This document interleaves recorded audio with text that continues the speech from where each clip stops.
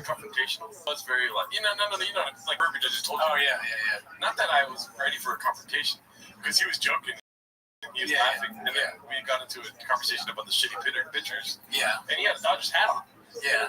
But it was aggressive to hear. That is funny that, like, somebody be hilarious. Like, they have it, like, it doesn't matter. The world is their audience, right? I guess it's not always just black guys that do that, but to be very good at it. Yeah. To hear that, and you're not offended, you're like, oh, that's funny. Go Dodgers. I am kind of like a Go Dodgers go guy right now. I guess. Looking ass, like looking at, like something looking ass is always very funny. What would they say to me right now? Look at you and Joe. I don't know. Yeah, I don't. Look at you and Joe. I love coffee cake looking ass. If they knew right away, this motherfucker loves coffee. I bet he's going to fucking start right now. Like, I am. And we start talking about coffee cake instead of baseball. Yeah, I'm not a big fan of strawberry shortcake. Give me a coffee cake and I'm good.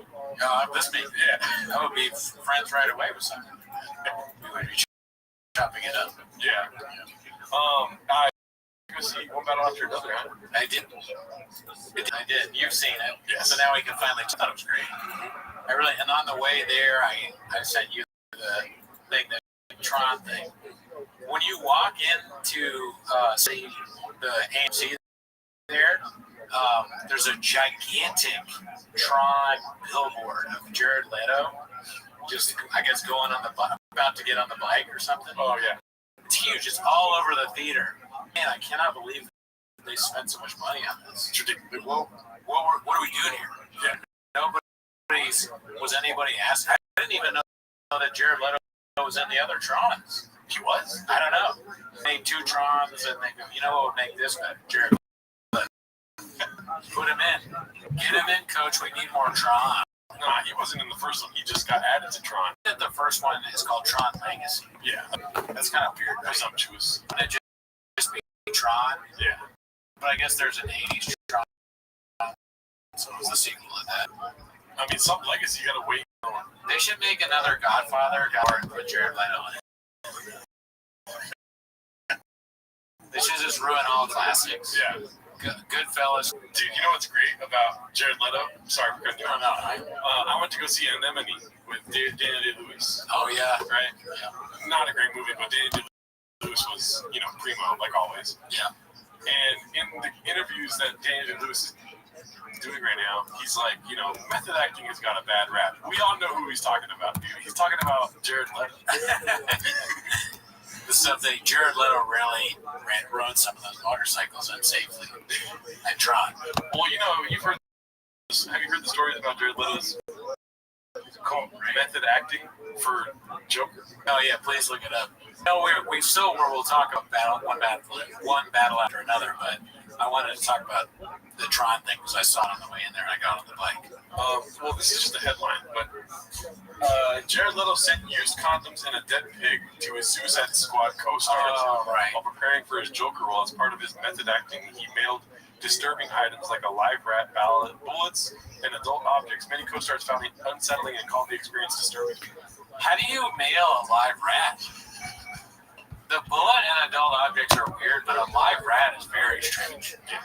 Because that seems like it's against the law. Yeah. You can't buy an animal of any kind in a box and mail it. How does that makes me wonder about the post office. They heard of animal in a box and they didn't do anything. They're like, well, it's Jared Leto. It's fine. I'm just tired of the sneak disses. I want Daniel Day-Lewis Baja mode on Jared Leto because he's out here saying he's got a bad rap. Interesting. So it's Daniel Day-Lewis is firing at the haters, and Jared Leto for ruining it. It's kind of like, interesting. But yeah, what did you think about the movie? I thought it was good. Really, I enjoyed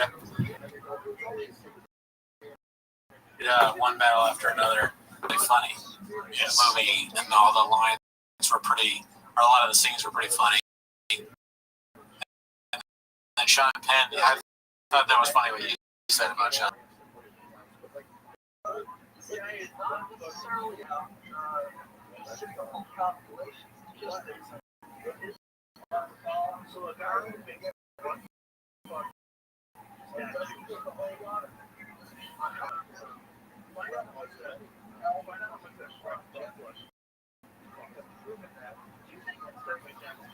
Hey, what's up, fellas? It's cowbell patience time, bro. We ready to cook, man.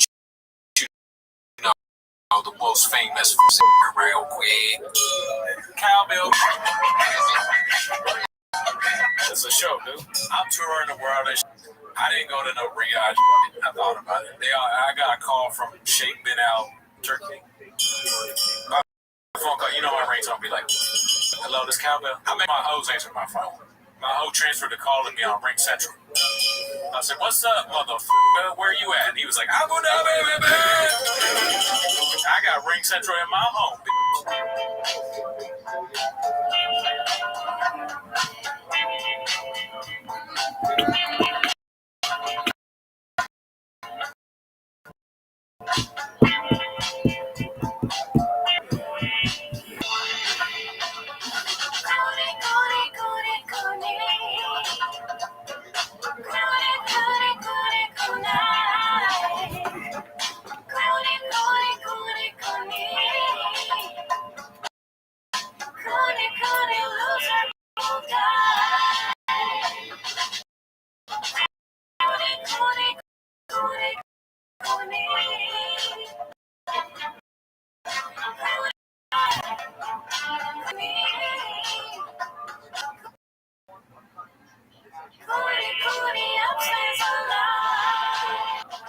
Welcome back to Raccoon Tweeties. Thanks for tuning in. As always, join the Patreon, join the Discord, join the Reddit.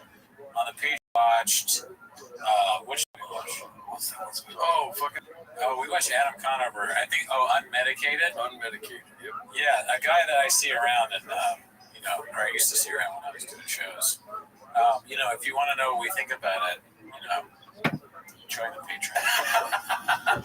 We won't tell you, even though we already said we thought in the live. Oh yeah, and the way you sounded right now, when you said it very sad, and you said join the Patreon. He sucks ass. It's kind of like leading to like. Yeah, no, he's terrible at stand-up, and he should know that because every show he bombs. Yeah, it's not like he's George Carlton practicing for some epic special. Yeah, he's just stringing shit together about the airport getting too high or whatever. Unless he's a follower of this podcast, in which he's amazing. He's awesome.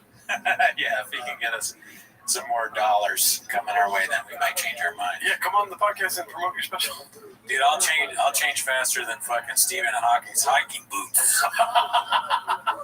Don't tell me that's what he thought of, dude. That is. Oh my God. That's like the only one I got. Oh, okay. Yeah, it's the only one I got other than Jordan Jensen's Jinko jeans. Got me working harder than Stevie Wonder's wishing well. Yeah. You got me working harder than Steven Crowder's vibrating cock in his ass. Okay, sorry. I didn't think of it. Yeah, I mean, you didn't think of it. It's almost like, who are you? What are you, fucking Jeff Bezos eating a blueberry acai bowl? Himalayan. Doing a Schultz thing where he does alliteration. Yes. If you weren't aware, Andrew Schultz's horrifying alliteration, and you can say that what offends you most about Schultz is his stance on anything and see it both ways and vote for Trump and all that stuff. But in my mind, it's still that he's not funny, right? And alliteration, and he does black suit. So those three things should always be in the forefront of your mind when it comes to criticism of Andrew Schultz. But anyways, how are you doing? I'm doing pretty good. I mean, you were just cooking right now. Add to it first. Wait, put some salt on it. Yeah, so those three things you listed, they'll keep you busy. After oh yeah. That sucked. I'm sold, dude. I think I'm gonna become a liberal cuck. It's about fucking time, you fucking hillbilly conservative. What, you gonna be MAGA? Get out of here, dude. No, I'm not MAGA. I mean, don't say that I'm MAGA. What is it? That's actually a pressure point that I don't like. Oh, sorry. You're not. It's like you see MAGA people and you're like, that's not me. Yeah, I think so. A lot of people probably do have that reaction. And then I see a lot of people with colored hair and I'm like, that's not me. Yeah. You know what I mean? Sure. And then I see one battle after another and I'm like, oh yeah, that's me right there. Oh yeah? Oh yeah. I haven't seen it yet, so I don't really know the politics of it. Right. Are you identified with it? And so I'm not going to spoil anything for you. So what I'll talk about it is it's funny watching people deduce the politics of it because you just have Barack Obama and like Hillary Clinton. Right. I mean, I don't. Yeah, true. Thank you for not spoiling. I don't know anything about it. I'm sure it's a good movie because Paul Thomas Anderson is a good director. I like most of his movies. I heard one person. I don't know the political aspect of it. It is an older rich guy doing like a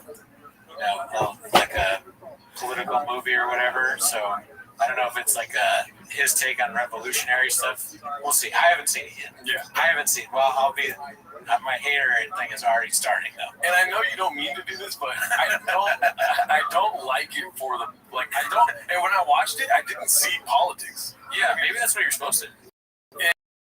And it wasn't like I didn't have to be conscious. It's just like it's a good movie. What I did see was like the race stuff. I'm like, oh my god, and maybe that's cool, you know, it's like racist stuff. But like there was a couple parts where I was like, yikes. Like they call it like they say wetback a lot. Oh wow. They say spig a lot, and that's not what I'm talking about. But it's stuff I'm willing to. There's like this one girl calls herself Jungle Pussy. That's talking. Well, Thomas Anderson. But yeah, I mean, okay, so I think I'm going to give him the benefit of the doubt, and I think making a movie, if you're good at it, you're just making a message movie, right? Because a lot of times message movies suck ass. Don't, right? What do you know? No, I think so. No, I don't generalize it that way. Okay, well, I think all message movies suck ass. Right. I think you should go into a movie and you should say, I want to make a good film for people who enjoy. It has a message. No, I don't think you should ever think you should have a message in your film because then it comes out trash. Right. But maybe he did, maybe he didn't. I haven't seen it, so I don't know. Dude, Don't Look Up was one of the best movies of all time. Get out. You don't believe that. That's a perfect example. That movie had a message in form. Yeah, for sure. I never had a message, dude. It is special. Yeah, he didn't even have. Well, he tried. I think he had a message. I don't know what it was. Like the message was like, you spent too much time on YouTube. Like, yes. Oh no, it's called Unmedicated. It's about I'm saying like for me, I spent too much time on YouTube. What am I doing? Everybody loves TikTok, which reminds me, Zoom calls. Yeah, remember Zoom calls? Like everybody hated that, right? Like shut. What year is this? I will say that you thought of one of your best bits of all time. That I then did end up with Mike. Oh, the monkey thing? Yeah, that was. I mean, I don't know. I don't know if but it worked for you. Yeah, it fits me more than you, but I think you can. But what you said, you do the bit for the people. I went to an open mic and I said, by the way, I brought a wild monkey, and I'm not sure where he is, but he's in his room somewhere. Be careful how loud you laugh because he is aggressive. I mean, that's different. Yeah. The beginning is what we said, and also there's a little bit of something on me. But in the beginning, a wild monkey is funny. When we were together, we were sort of just like, it started with saying that like, it'd be funny if I told people I brought a monkey with me. Like, hey guys, I don't freak out or anything, but I did bring a monkey with me to the mic. But I think the wild monkey's funnier. I was there with somebody that was like, be like, and it's G Light, like in the back. Oh, you have to be clear, and you have to be very clear. A literal monkey, it's a macaw. I don't know how you do it. Obviously they can go sideways. But then the bit turned into me, the joke becoming that I'm going to, if the monkey's a little uncomfortable, so I'm going to do some jokes just for the monkey, just everybody.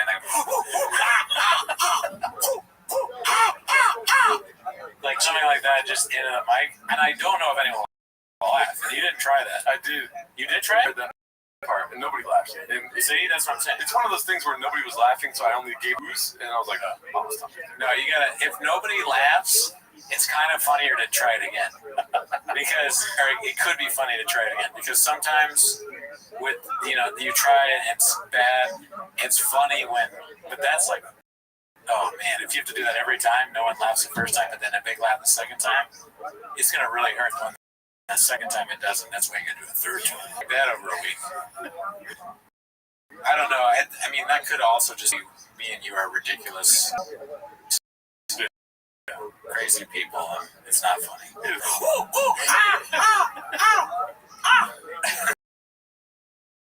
Well, it's fine. just randomly you transition into another joke and then randomly you go like that and then you go, sorry, I'll just end it. Well, my friend. The best part is that it originated from having a special with a monkey in a cage somewhere in the room. Yeah. Well, how did that come up? Because somebody in the Adam Conover special was like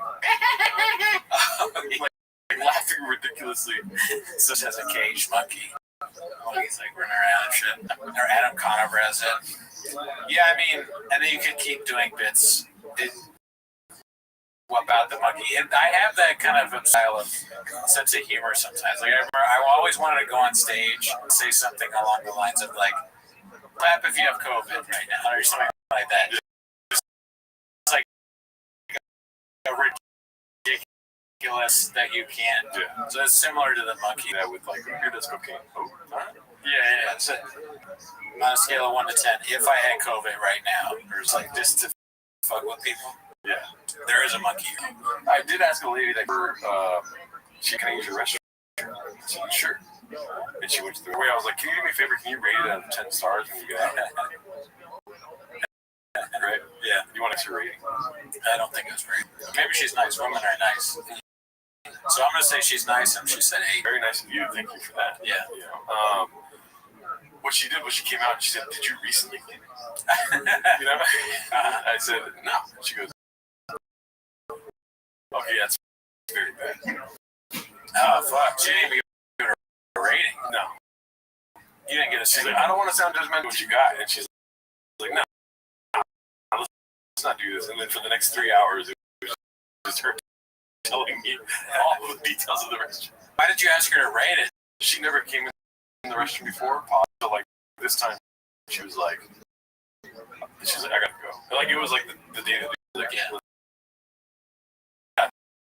And this is clean. Yeah, dude. If she thinks it's bad, she should have seen what it used to the play, right? If she would have been like, wow, I gotta get going. I think it's a vast improvement. I told her the same thing. I said, imagine this. There used to be 2 big red chairs, and she said, stop. She didn't want no more. Yeah, that talked about that. I mean, you lost your fucking move, man. You used to come in here, you'd be like, well, we can't sit on the chairs. You fucked up. Why did you leave? Yeah, you could have that could have been the rest of your life. Girl comes over, I guess. I mean, I'm not trying to be creepy here. But we either sit on the here's who would watch a movie. I mean, let's just watch TV in my room. It's like way too much stuff out here. I'm cleaning up. So my room, if I have to roll, my room is like a no shirt, no pants. And it's like, you don't have to do it, but it's a Buddhist thing that I'm working on. If you would just respect my religion and come in my room. Come in my room. You can come in my room. I can come in my room. It's a thing. Let's just have sex. Why will we sit out here and watch TV when we can have sex? We're gonna die someday in the future. Yep. And you're right, dude, because this lady hasn't been. She's only been in here. Yeah, it fucked you up, dude. You like this couch is my one battle after another. I think motherfucker. It's great for sound, but this shit is like, if there wasn't a podcast going on, I'd be like, hell yeah, dude, this fucking thing hugs me. Makes you full pretty fast, huh? Yeah, full. How fast, dude? Peter Dinklage's dungarees. Abu Dhabi. Faster than fucking Sydney Sweeney's Abu Dhabi boobies, baby. Dude, Schultz sucks so much ass. I saw him recently. He had another take on something. I'm trying to remember what it was.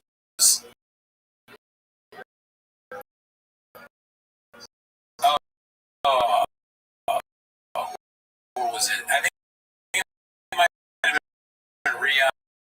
something or other, but he just went right.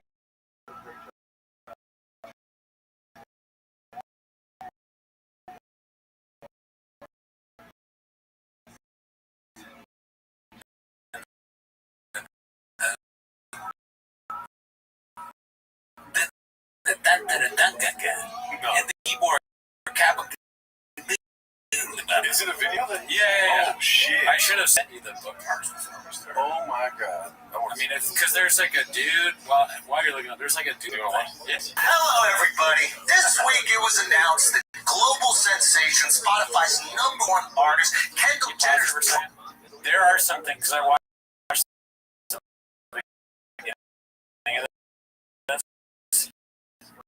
There are some things in this one that I flat out don't understand. Too much. Duolingo darling. Something bumbling Bad Bunny or something like that. So Platano is like A delicious banana. yeah, like the fried bananas that you ever have the style where it comes with cream pots. Because that shit is fucking good. Dude, that is better than fucking Duolingo darlings dungarees. The Himalayan, right? I want to go to like a restaurant, a Mexican restaurant, and say, I want it a little salty. Right? And I go, oh, okay, for sure. And I go, no. Himalayan. But have you ever had that cream? The Platano's a cream? Yes. That's the best way to do it. I don't know why they all don't do it like that. It's like, whoa, these are good. Where's the cream? I gotta have cream with this now. Now that I like do it much out here in LA, from what I can tell. What is it called? Something fresas con crema. Have you had that? What's that? Strawberries with cream. I don't really like strawberries, dude. Oh yeah, man.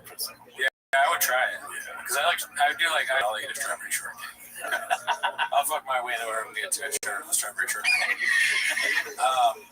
All the Peruvian spots give you platanos with like nothing else on, but the Mexican spots sometimes you get the cream, and I like that better. Yeah. Wait, the alliteration is too much. Yeah. Kendall Jenner's prize Platano and Duolingo darling Bad Bunny will be headlining the Super Bowl halftime show, making him the first Puerto Rican patriot to perform at the Super Bowl. Puerto Rican patriot.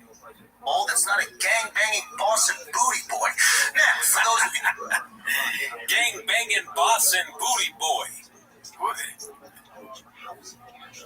This is old like 1920 shit. I'm telling you, and this mustache works with it too. I just don't understand the appeal. Why is he doing this? But obviously, it's a very stupid crowd. I mean, not obviously. Maybe it's a very stupid crowd. This is kind of nice.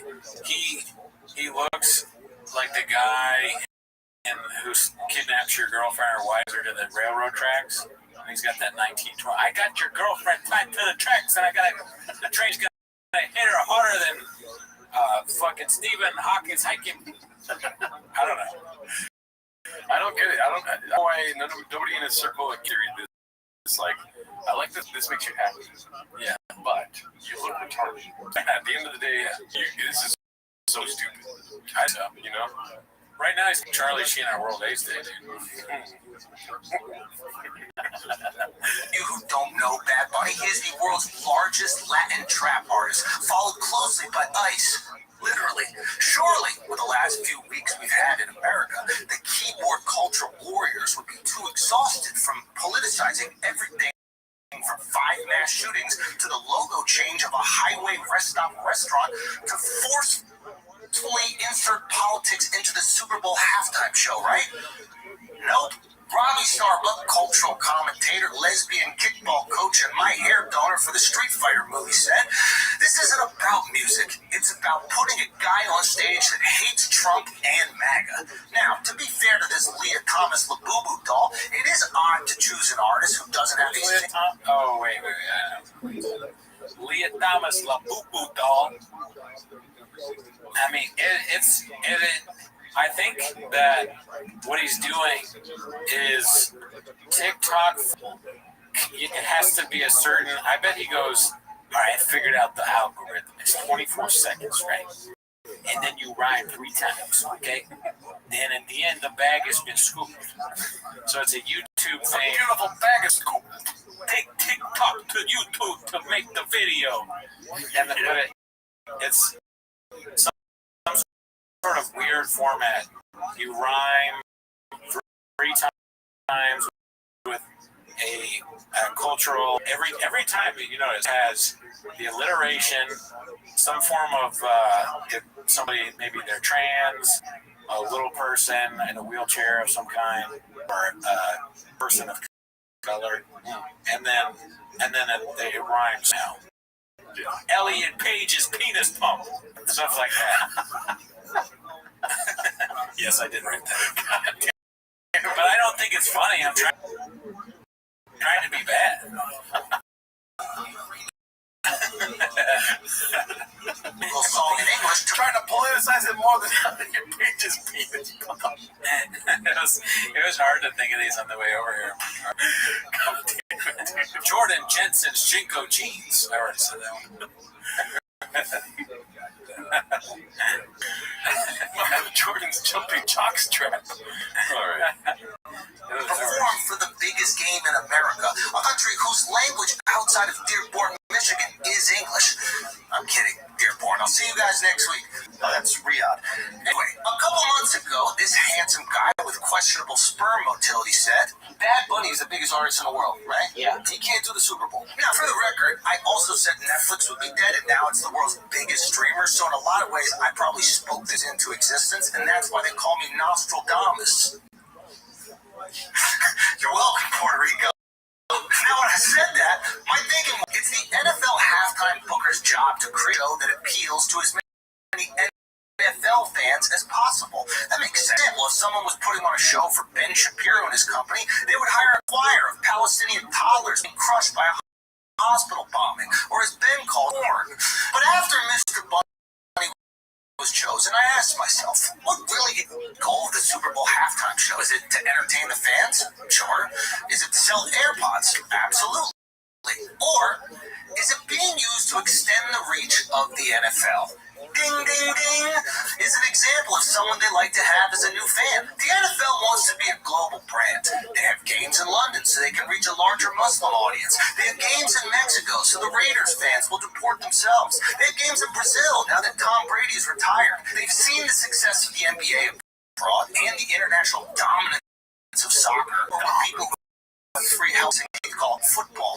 So they're hiring a massive global success, and I have a feeling that the issue was so bad at the beginning where he was like, guys, let's stop. All right, I went a little bit far, and that was coming down a bit. Duolingo, darling. Really, Alex? One of the guys, David? I think there should be. He said something about teeth and British people, because he had the guy who said healthcare with no teeth. Well, adults are pretty much toddler teeth. There you go. Where you left toddler teeth on the table, Andrew. Yeah, you fumbled the bag. That was right there, and that's there's levels to this shit. Yeah, I'm working harder than Elliot Page's just penis pump. You were, harder than. I wonder on the scale, like, is it harder to be Elliot Page's penis pump or Peter Dinklage's dungarees or Jordan Jensen's Jinko jeans or Jeff Bezos' blueberry acai bowl? Or Stephen Hawking's hiking boots. These are all things that, they're hard to beat. Hard to beat.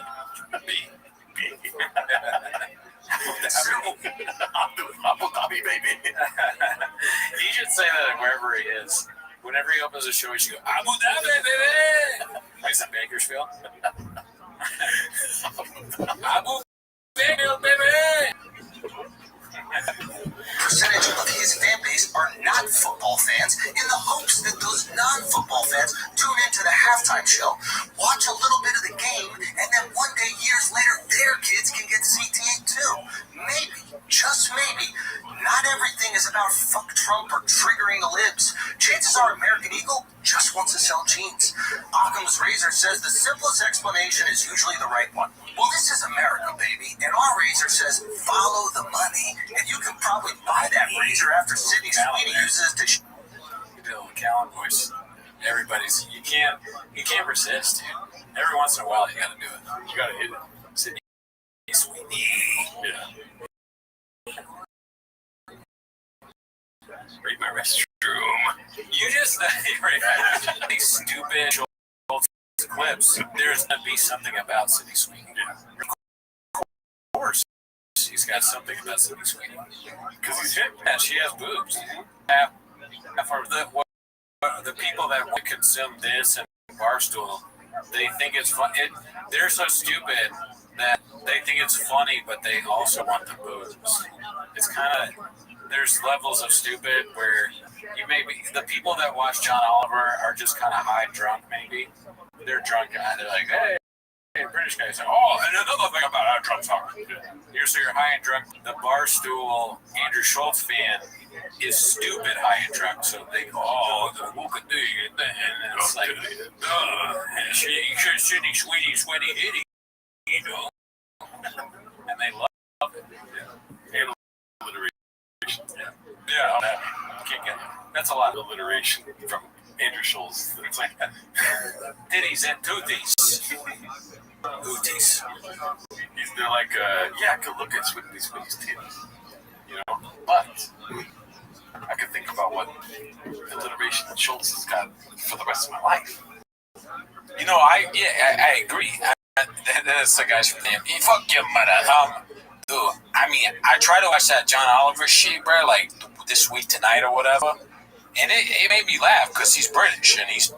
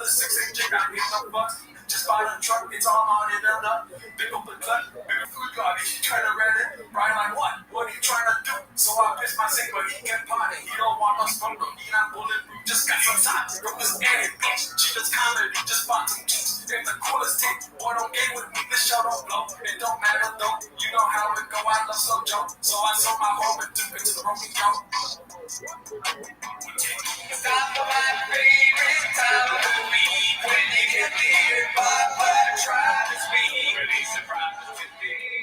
You better act big. Watch 10 minutes of shot. Welcome back to 10 Minutes.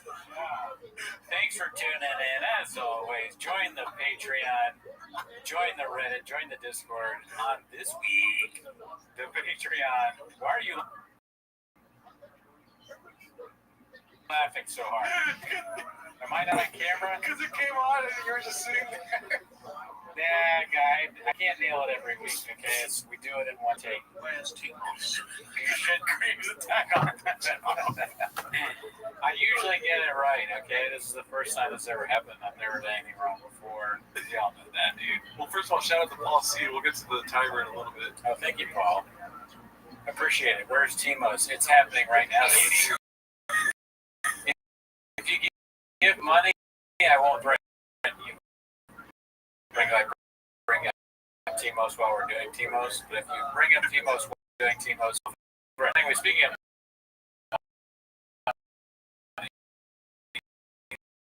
on the Patreon, Like that song that we just showed. so you know, you kind of fucked up, but you got it eventually. Yes. And we'll never do that again. Yo, what up? Hope you're doing well. Hope you guys enjoyed the song. You can see more stuff like that. And this week, we watched Ralph Barbosa's new special. Yes. Planet Barbosa. I thought it was really good.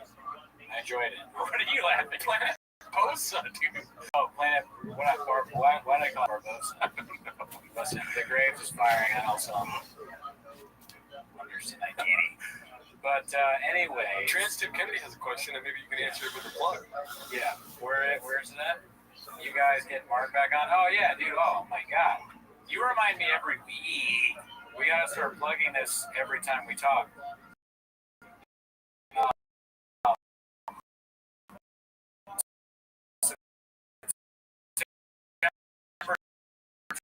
20th.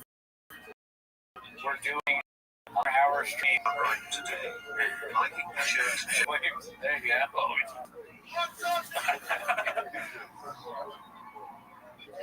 That's funny. I like that. Me, small teeth. It took me so long to figure out the meaning Fauci meaning Delta thing there. It was like me. Back to that's not why they're here though. They're here September 20th. Yeah, I didn't even 24-hour live stream. Mark should be here. Alan Strickland should be here. Nina Fauci, Nina Delta. Checks out. Hopefully, Brendan Walsh, Sean McCorkle, the IDM pod guys. We're looking at what.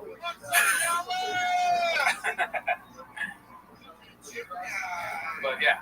Anyways, that's not what they're here for. Looking like a white neon. Be cool. Listen, we paused for the super chats. No, I'm just kidding. That's not why they're here, dude. We gotta fucking get into it.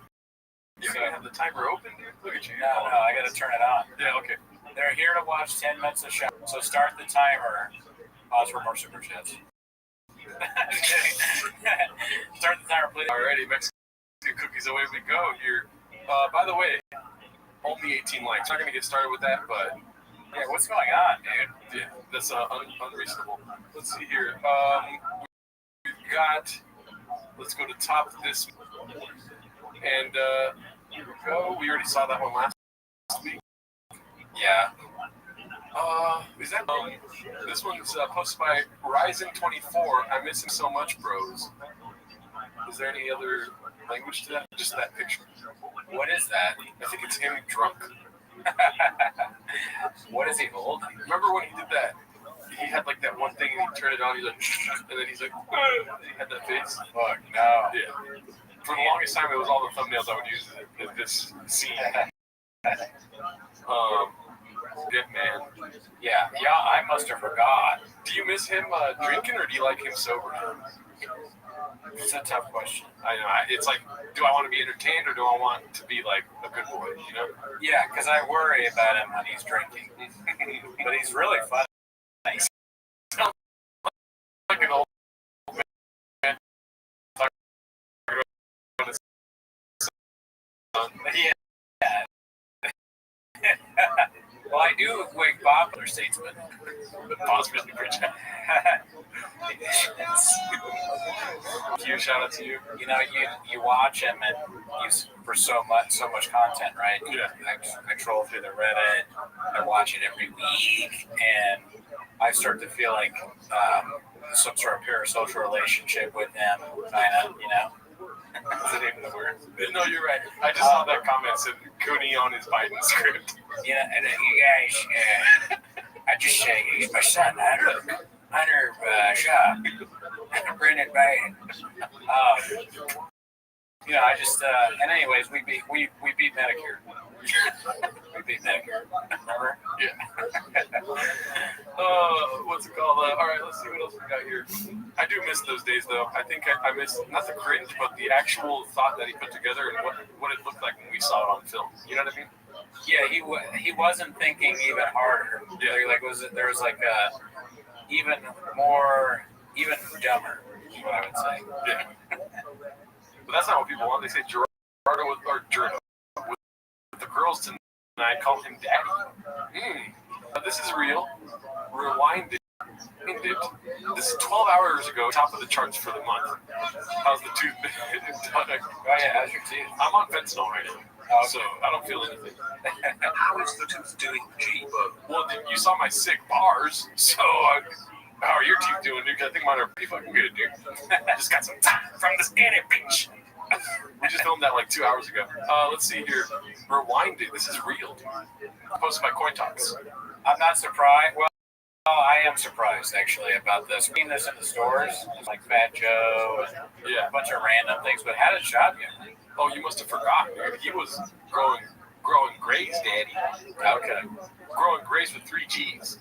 You know what I mean? right. But no, remember he did that. I'm assuming these things take forever. The Just for Men thing. Like, marketing. Oh, And especially when you're a genius, you want to make sure everything's perfect. right. So he was doing the Just for Men thing way back whensies. Right. He's so far in the future. He's Australian them so hard. He's fucking got blonde hair now. You know? He has a different color. It's like, oh, this guy's good looking. What does he do? You look it up, and he's got blonde hair now. It's like he didn't trust the medium brown. By the way, that's another thing. Big Brown Breakdown, he's medium brown now. Oh, that's false advertising. No, and we don't know if it's real if it doesn't have 3 C's. Yeah. But yeah, that's funny. And these things, they gotta put it in the contract. Hey, you have to keep this haircut for like a year or something. Yeah. Papa, of course, doesn't pay attention to any of that. He fucking, what did he do to the CEO of the CBD company? Oh, he CSB'd him. Sorry, bro. Yeah. Yeah. He's doing the same thing to this unfortunate rewinding company. Yeah. But it's cool that they give him a shout out here. You know what it says underneath medium brown? What? Water, weed, dew, and hair. Right there. Yeah. All right. I'll never do that. I'm sorry. I think it's funny that this picture, like, do you think this was a photo shoot? Definitely. For sure. I mean, look at that smile. Do you think how photographer was trying to make him smile different? Or just make it like, no, a serious face. Shut like, what do you mean? Jesus. I'm doing a serious face. How many did he go like this? We don't need you to like move your mouth at all. Or please take your hands. At least take the straw out of your mouth. I need pink beard cootie in my. We should get some rewinded and get rid of my grades. Grades for days, daddy. We already saw that one. This one's hilarious. I already read. It's posted by Moonwalker. DoorDash driver says Bappa is cheap and a fraud. Don't let me just read this because you're going to consume it as I go. Sure. Stop me if you want me to stop you. Okay. I'm glad Brendan's shop specials suck. Fuck that dude for stifling me on a tip. I'll never forget. Sorry, I was trying to earn a few extra bucks. Just say you're a DoorDash. I mean, I DoorDash. Yeah. Hard times and had to resort to gig in order for ice cream in Venice. Drove it to Santa Monica to a nice house with a few cars. The order is way in the back. The sign says, baby. Yeah. calling their phone like an asshole for 10 minutes. It sounds like Brendan's writing it. 10 minutes. I'm shocked. And also, car, no trucks. No truck. But yeah, there's a lot of bits going on. The wife sees me through the window and he comes running out like I'm a threat. I hold in the bag. He snaps back to normal, looks me in the eye, says that he appreciates it. He didn't spell it right. He didn't spell it right. Appreciates, but will tip me in the app. Zero out. It was all a facade. The house wasn't his heart. The house was. Strange story. It is like, you know how like a movie, you're like, when does it get good? And then the ending is like, well, holy shit, it all makes sense. I think that's what he was trying to go for, but who's Toyota? Or what are you inferring here? That he doesn't have trucks? I don't understand that. Oh, this might come as a shock to you. I don't understand this at all. But like, he's living in a guest house? I get, that it's bad that he doesn't tip, and it wouldn't surprise me if he didn't tip. Yeah. But also, Papa might tip. I think that's actually, you know what? I'm going to take that back. I think Papa tips. Okay. I think he gets. Do you want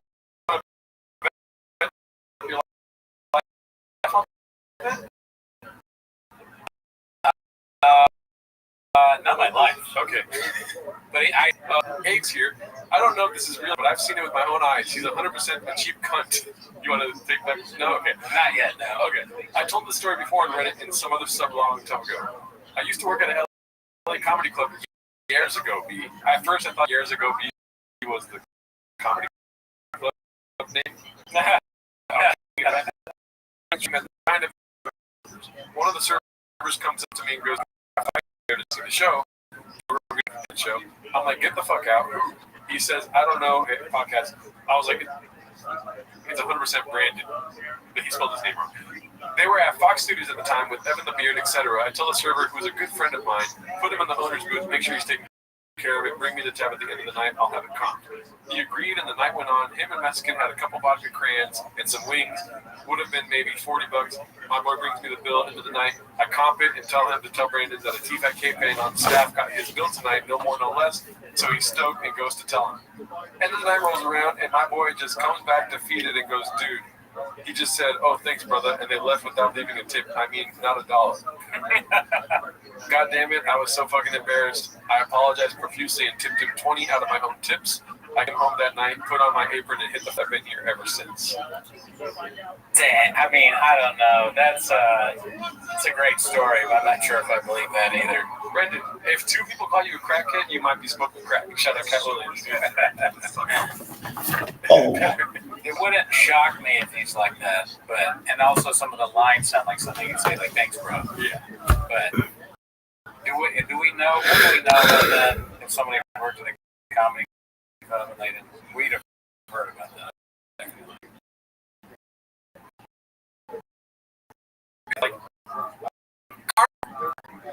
Thanks for these hawks. Thank you, James Freeman, brother. How do we only have 40x for these? Thank you. Here's the thing. It's just like, it happens way too often. I think this is another one. I have first-hand knowledge about a cafe he used to frequent in El Barisa, although she says he did tip average $1 or $2 for a coffee, which is normal for common folk. Her gripe with him was the way he carried himself. She said he'd pull up like he was a celeb who would park it available. Oh. He'd walk in there and always be on the phone talking to somebody, wouldn't look the baristas in the eye or even say hello. He said, give me the usual. Now that I say it out loud, it makes sense. I thought he was saying, give me the huge, like a big right. And wouldn't even that's a good job. Granted, she says he didn't by the time if they were busy, he'd just sit and wait as he talked. And when they call his name, he'd go up and pay, not say bye or thanks, and drive off, and always let the truck blasting loud music and drive you directly in the little bit. So that sounds a lot more believable, I gotta say. Okay, well, it's got 56 upvotes. The other one has 100, so who believe? They're all funny. I enjoy the stories. It's you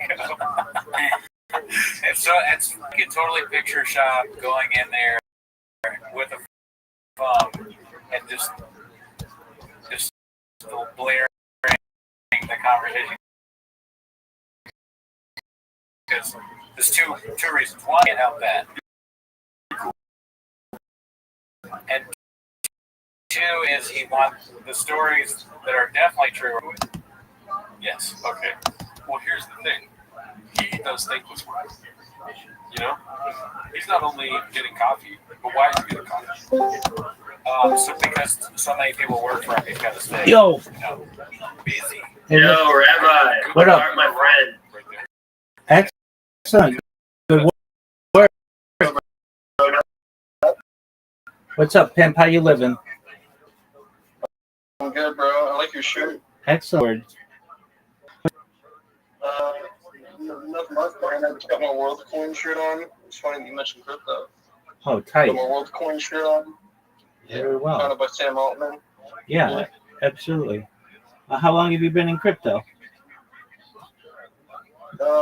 Since birth, man. Like, I was into it before it existed, to be honest. As was I. Yeah, it was like me, crypto, and then the Big Bang.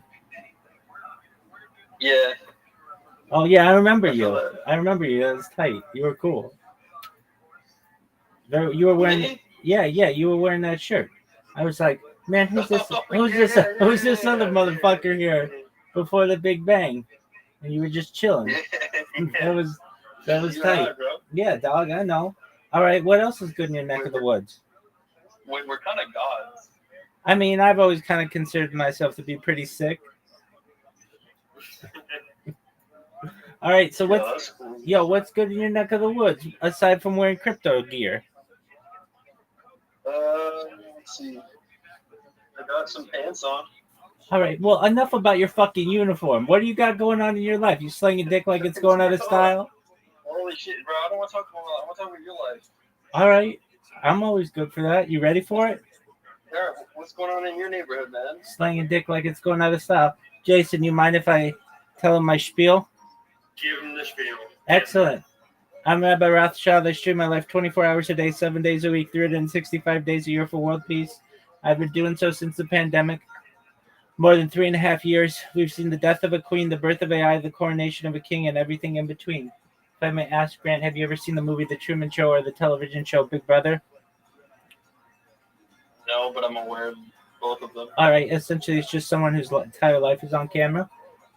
If you didn't know, The Economist magazine stated in 2018 that data had overtaken petroleum as Earth's number one resource, more valuable than food, water, gold, air, petroleum, and I have more data archived on the internet than any person ever, which may make me an influential person someday. And when that happens, Grant, I'm going to make you, I'm going to make my man Jason, I'm going to make your friends, your family, all independently wealthy if you're not already. I'm going to make sure that you have generational wealth if you don't already. And I want you to be able to start charities and philanthropic organizations of your own. How does that sound? It sounds good, but Fuck yeah, it sounds good. All right, well, you're in for the ride. do all that? How can you do all that? Well, as I just said, data is Earth's number one resource, and I have more data archived on the internet than any person ever. So instead of wearing a cryptocurrency that's worth $1 million or $100 million, I could wear just like a NASCAR driver or an F1 driver, a get up that has all kinds of brands on it, and get $1 billion for each brand. Endorsements are a pretty easy way to make money in today's day and age, especially as an influencer. But I influence in many different ways, including always being live. No other influencer does that. I'll be the most famous person on earth. Additionally, I talk about things to improve the world, like ending world hunger through the use of technology such as agricultural drones, floating greenhouses, saltwater greenhouses, hydroponics, vertical farming, cloud seeding. I want to help end world thirst through the use of technology as well. Sponsored by a cryptocurrency that's worth about $100 million. One of the things that we do is we build wells in developing nations like Nigeria for the less fortunate. I want to continue with those types of projects. I'm an advocate for the Lifestyle program, and most importantly, desalination technology, where we pump Earth's seawater onto land and make it drinkable. How does that sound to you, Grant? I don't know, man. That was a lot to take in. Yeah, I'm a lot to take in, big dog. I talk about futurism. I'm a futurist. I talk about things like anti-gravity, antimatter, faster than light travel, faster than light communication, artificial narrow intelligence, artificial general intelligence, artificial super intelligence. I talk about Santa Claus machines, replicators. I talk about interstellar travel. I talk about things like space colonies, space elevators, space tourism, terraforming of other planets. I talk about things like nuclear fission, nuclear fusion. I talk about things like geothermal power, tidal power, solar power. I talk about things like even gravity batteries, de-extinction. People don't know this, but the first successful de-extinction took place in the year 2003 with the Pyrenean ibex, which was a goat located in northern Spain, southern France. Fast forward to the year 2021.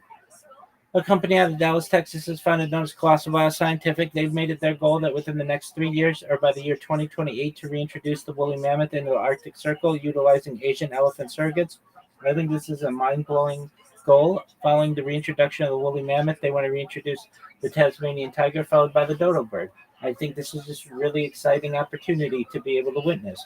Additionally, I talk about things that may benefit you, your friends, your family. When you were born, Grant, the average life expectancy for you or someone like you is probably about age 80.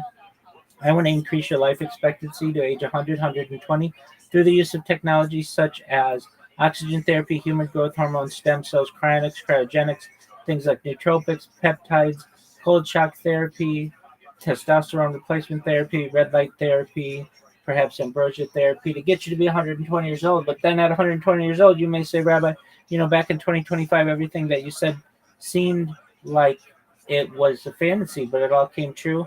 But my body's starting to break down. What's the next plan? And this is, again, with your consent. If you want, you should be able to have this choice. But if you want to take advantage of it, you might be able to utilize a type of technology known as mind uploading technology, where, with your consent, we scan your brain into a computer like a CAT scan or an MRI, knowing where every atom is in your central nervous system, your peripheral nervous system, for later download as an android, an avatar, a cyborg, a cybernetic being, a clone of yourself, a robot, an ethereal being, whatever you want to be. But essentially what I'm saying to you, Grant, is that you may have a future of digital immortality. What are your thoughts? Rabbi. What'd you say, Big Dog? I said it sounds pretty good to me, Rabbi. Fuck yeah, it does. All right, so that's what I do. You can literally watch just about every moment of every day of the last 4 years, going back to the pandemic, on my streams. I'm live on 22 different YouTube streams simultaneously. If you look in the upper left corner of this Discord, you'll see a red circle that says 24/7 YouTube streams. If you put that link into Google or a browser, you'll see more live streams for a single individual simultaneously that you've ever seen. You can watch my life in 360 degrees, 24 hours a day, 7 days a week, 365 days a year. Additionally, I have over 100 other YouTube channels, over 200 Instagram accounts, over 500 Twitch accounts, over 1,000 TikTok accounts, over 2,000 Twitter accounts, over 5,000 Blue Sky accounts, and over 10,000 Kick accounts. I have more social media than anybody in global history. How's that sound? How do you make so many? Because how do I do it? Just manually? Just create the account? You didn't even program something up for that? For the Kick accounts I have, but everything else has been manual. Damn, dude. That's a lot. How do you know so much about so many different things, man? There's a lot of things to know. Absolutely. I'm a certified project management professional. I've launched apps on the App Store and Google Play that have allowed me some financial independence. And so that's given me the ability to become a master of many trades. What's your biggest app? I've signed non-disclosure agreements, so I can't reveal those. But they're very big. Oh, okay. Gotcha. Household names in... Bigger than Flappy Bird? Oh, yeah. Household names in some major cities in the United States. Okay. Damn, dude. Word. What's your favorite author? It's a good question. Maybe, if we're talking like non-religious and things like that, Philip K. Dick. Yeah, non-religious. Who? Philip K. Dick. He wrote Blade Runner and do Android's Dream. The name's escaping me, but he wrote Man in the High Castle. He wrote a lot of science fiction, but that have been made into movies. Let me List of Philip K. Dick books. Yeah, I'm looking it up. So I like his name. yeah, you might. Okay, so Do Good Androids name. Dream of Electric Sheep, The Man in the High Castle, Ubik, A Scanner Darkly, that was a movie. Flow My Tears, the policeman said. What's mean the High Castle? It's a strange alternative history where the Nazis and the Japanese won World War II, and so the United States has been taken over, and the West Coast belongs to Japan, and the Midwest and the East Coast belongs to Germany. Valis, Radio Free Abermanth, The Penultimate Truth, The Collected Stories of Philip K. Dick. He's written others too. Let's see here. Just really interesting. I mean, aside from him, more mainstream authors that I like, Mark Twain. I like Charles Dickens. I like Fyodor Dostoevsky. Um, I like Jane Austen. Um, I like.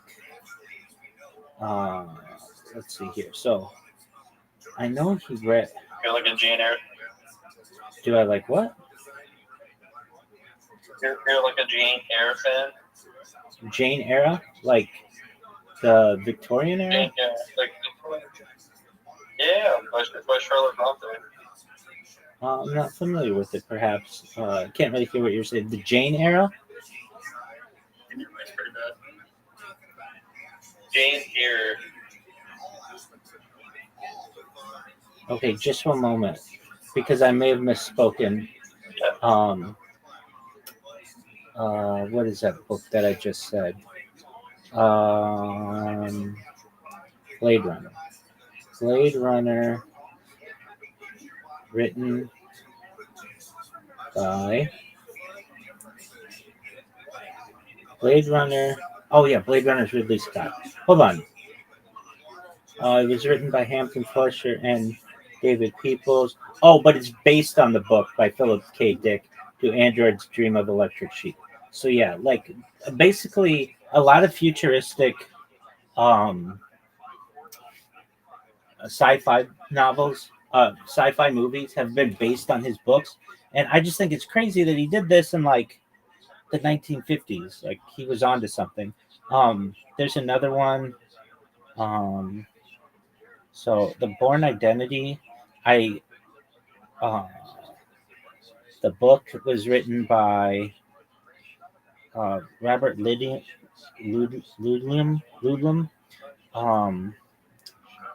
and that's pretty fascinating to me. You know who I didn't say, but I do want to include is Stephen King. I like Stephen King. I think he has written. Rabbi, What up, baby? we should get into stocks together. All right. Well, it's not hard to do. What? I'll tell you what stocks will be worth a lot in 10 years and 100 years. In what? In 10 years and 100 years. Give me the names. All right. So,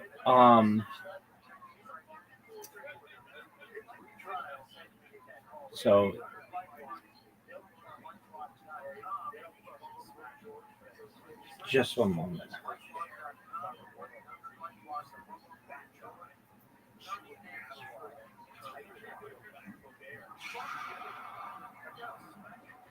I want to check the stock price first.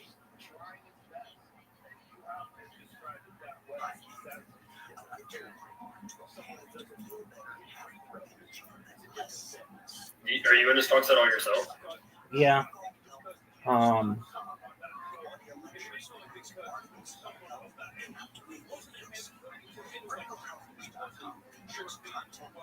right. So I think a good investment currently that people are somewhat sleeping on is Palantir. So that's the Peter Thiel company. If you're not familiar with that, is they're basically building all the data of the world on individuals. So What's it called? The company. Palantir. Palantir. Yeah. So I think that's an Told me some Palantir. I it's didn't an know what Palantir is. excellent investment. OpenAI, when it has its IPO, I think will be the biggest IPO perhaps in global history. So that would be a huge one. And then Tesla would certainly be an excellent investment. Those are great for the next 10 years. But if you're looking for the next 100 years, so if you know what Skynet is, like Terminator kind of idea,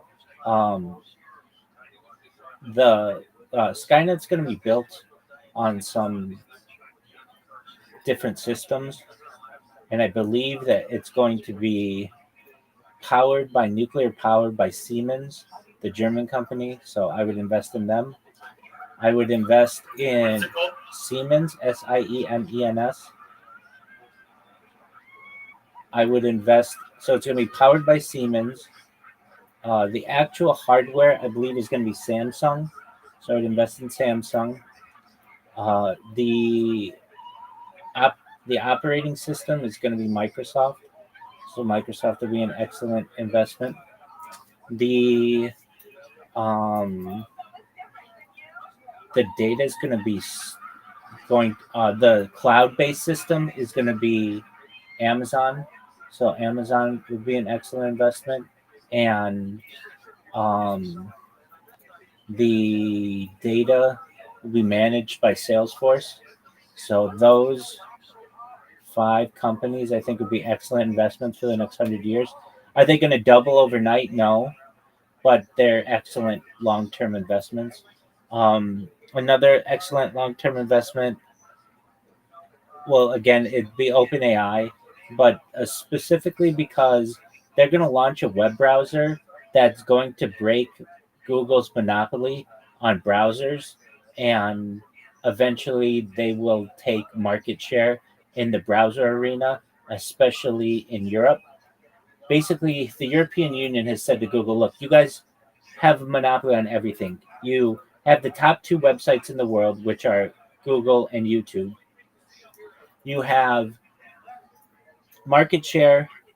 dominant market share on the browser that everyone uses, Google Chrome, and you're the number one ad company in the world with Google AdSense. So you can't have all of these monopolies. So you're going to have to get rid of something, and they're going to get rid of their browser.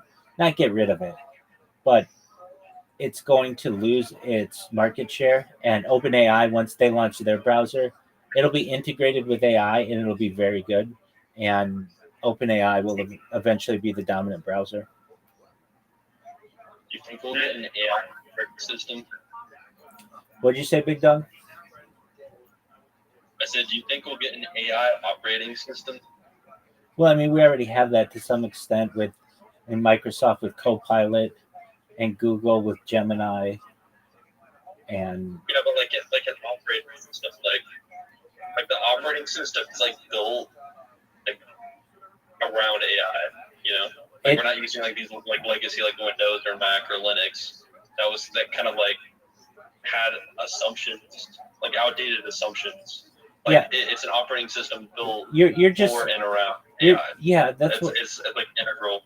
I get what you're saying.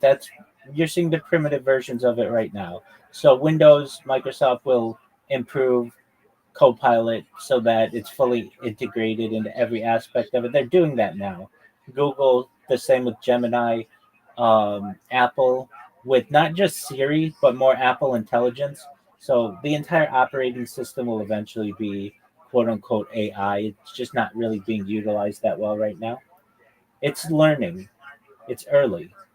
But give it time, and AI will be seamlessly integrated into your operating system as well.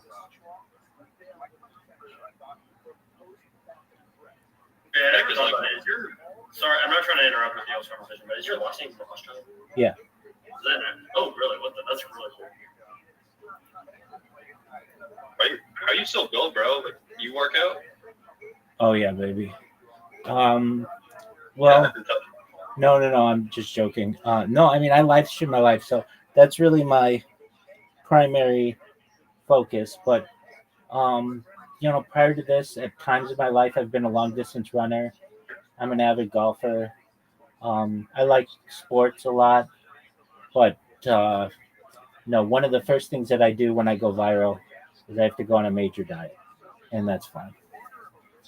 Wait, so I'm actually curious about this. This is one thing I was going to ask earlier, but I just forgot about it. So how do you record when you go out? Yeah. How do you record it? So, well, I've streamed as far north as Santa Barbara, as far south as San Diego, as far west as the Pacific Ocean, as far east as the desert and mountains. I've streamed in Beverly Hills, in Los Angeles, and Disneyland, basically everywhere in Southern California. And to answer your question, it's really difficult. So at times I've had a Verizon, like a family plan just for myself. So that's 4 different phones and 4 different phone lines monthly. But that's like, it's a big bill. It's like hundreds of dollars a month to do that. And I just really wasn't getting that much traction when I would do IRL streaming. It's really difficult to do IRL streaming, and frankly, my vision isn't that great. So that the glare of the phone makes it very difficult to be able to see when the sun's really bright and you're trying to read comments and they're few and far between. So I find it much easier to stream from one location, just because that's where my Wi-Fi is. Now, if I do stream outside, I can use GoPros and basically just upload the data if I need to. Or I stream like on Instagram. I just do Instagram lives and stream those. I've also done it on TikTok, but TikTok doesn't necessarily save the data the way that I would like it to. It's more manual. It's more manual to have to be able to save it. YouTube, you have to have a certain amount of followers to be able to live stream. So, and I do. You have to have like 1,000 followers or something. On Instagram, you have to have 1,000 followers. Instagram just made it that you have to have 1,000 followers. TikTok, you have to have 1,000 followers. So long as you meet those thresholds, you're able to just upload. On Rumble, you can, or I should say, you're not just able to upload. You're able to go live. Rumble, you don't have to have any followers. You can start going live so long as your account gets verified just through phone verification. Twitter, you can go live with no one following you. You can also create, if you have an iOS device, a Twitter live or a Twitter video space where people can actually talk with you. So it just depends, but frankly, like when I do live streams, I don't really pay attention to what I want to pay attention to, which is my Discord. This is where people are. So if I go live on my Instagram accounts, I might have I have 10,000 people following me on Instagram, and I might get like 5 people who come in over the course of an hour. It's really not that great. Same with Twitch. I have 50,000 people following me. And if I go live on that account, I might get 5 people over the course of an hour. That's just how social media is. Unless you're, the top 1% of social media influencers who have consistent, huge followings that you basically have paid for, you're not going to get anybody in your chat, or very few people. So it's just not worth it to me. But I have done it, and I do have a lot of footage from there that's been archived. But you run into issues with connectivity. You also run into issues with the heat of the devices. You run into issues with batteries. You run into issues with lighting. You run into issues with other people who try to steal your shit. You've got to really be aware of what's going on. And it's risky. It's much riskier. I mean, I know I've been in downtown LA and been chased by people because, I've got like $2,000 worth of fucking equipment. I've got like 3 iPhones going, lighting. Exactly. So those are things that you want to avoid. I know I was outside the Capitol Records building with a bunch of GoPros, and I was playing the guitar, just not like busking. I wasn't doing it for money or anything. I was doing it just to have a cool shot. And I had these 4 guys who walked by me once, and like said some shit to me, and then they walked by me again, and then they walked by me a third time, and I could hear them saying, "All right, once we come back, we'll get him that next time." I'm like, "Oh shit, I better get out of here." It just, when you're a single individual, you are a target, especially with all the electronic equipment. So it's just That's why safer. you gotta treat. Come on, Rabbi. That's why you gotta keep a strap on you at all times so you can slam those people out. Yeah, I mean it's 4-on-1, and at least in I mean, California, like a 9mm. I mean, you can slam those fuckers out real quick. yeah, I mean try getting a concealed carry in California. It's very difficult. Fair. Yeah, it's California. Everybody else does it legally. Yeah, I mean I don't want to hurt anybody either, and Well, what if they're trying to hurt you, Rabbi?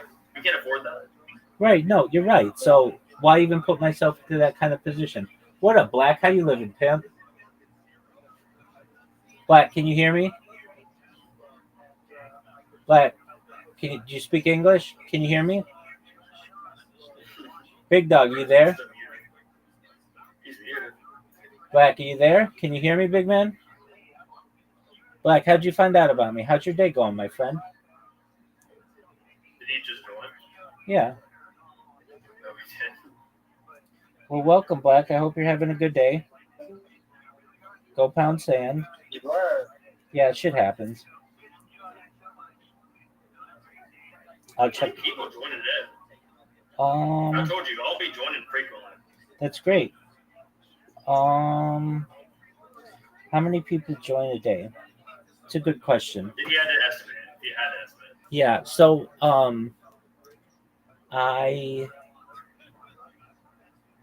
let's just say recently, I get maybe 100 people a month, more than that, maybe 100. Yeah, about 100 people. Well, I shouldn't say that.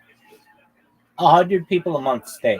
I might get 300 who join a month, but I kick out a lot of people. I kick out everybody who's under 21, under 18. So you're not supposed to be here and not be 18. And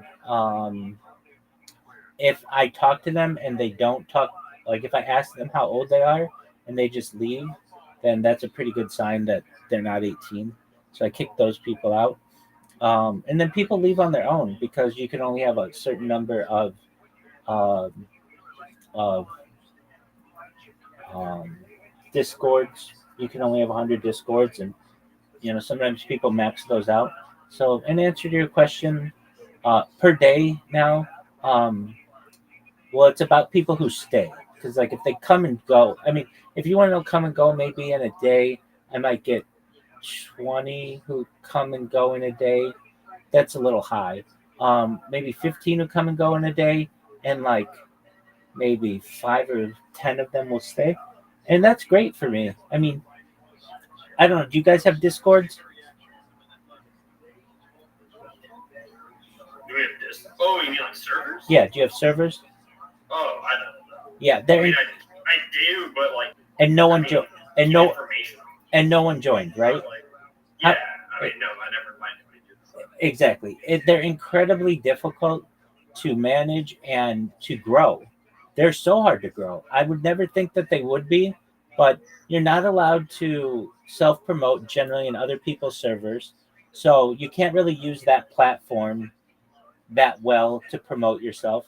And I mean, just imagine you meet somebody randomly on social media and you send them this link. Not everybody has Discord. In fact, most people on the internet have never heard of Discord.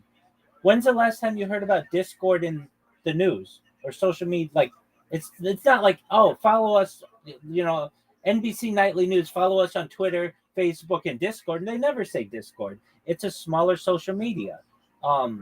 And it's not really that well, no, it's smaller. It's really not that well known. So, and not a lot of people use it. And then on top of that, Discord makes it very difficult to network. You can only have 1,000 friends on Discord.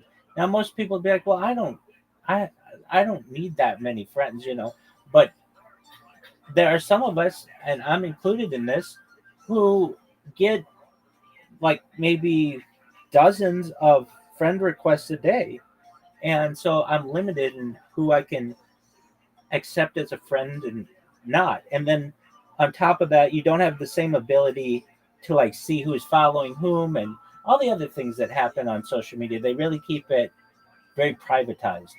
And just having a Discord in itself is really, it's so difficult.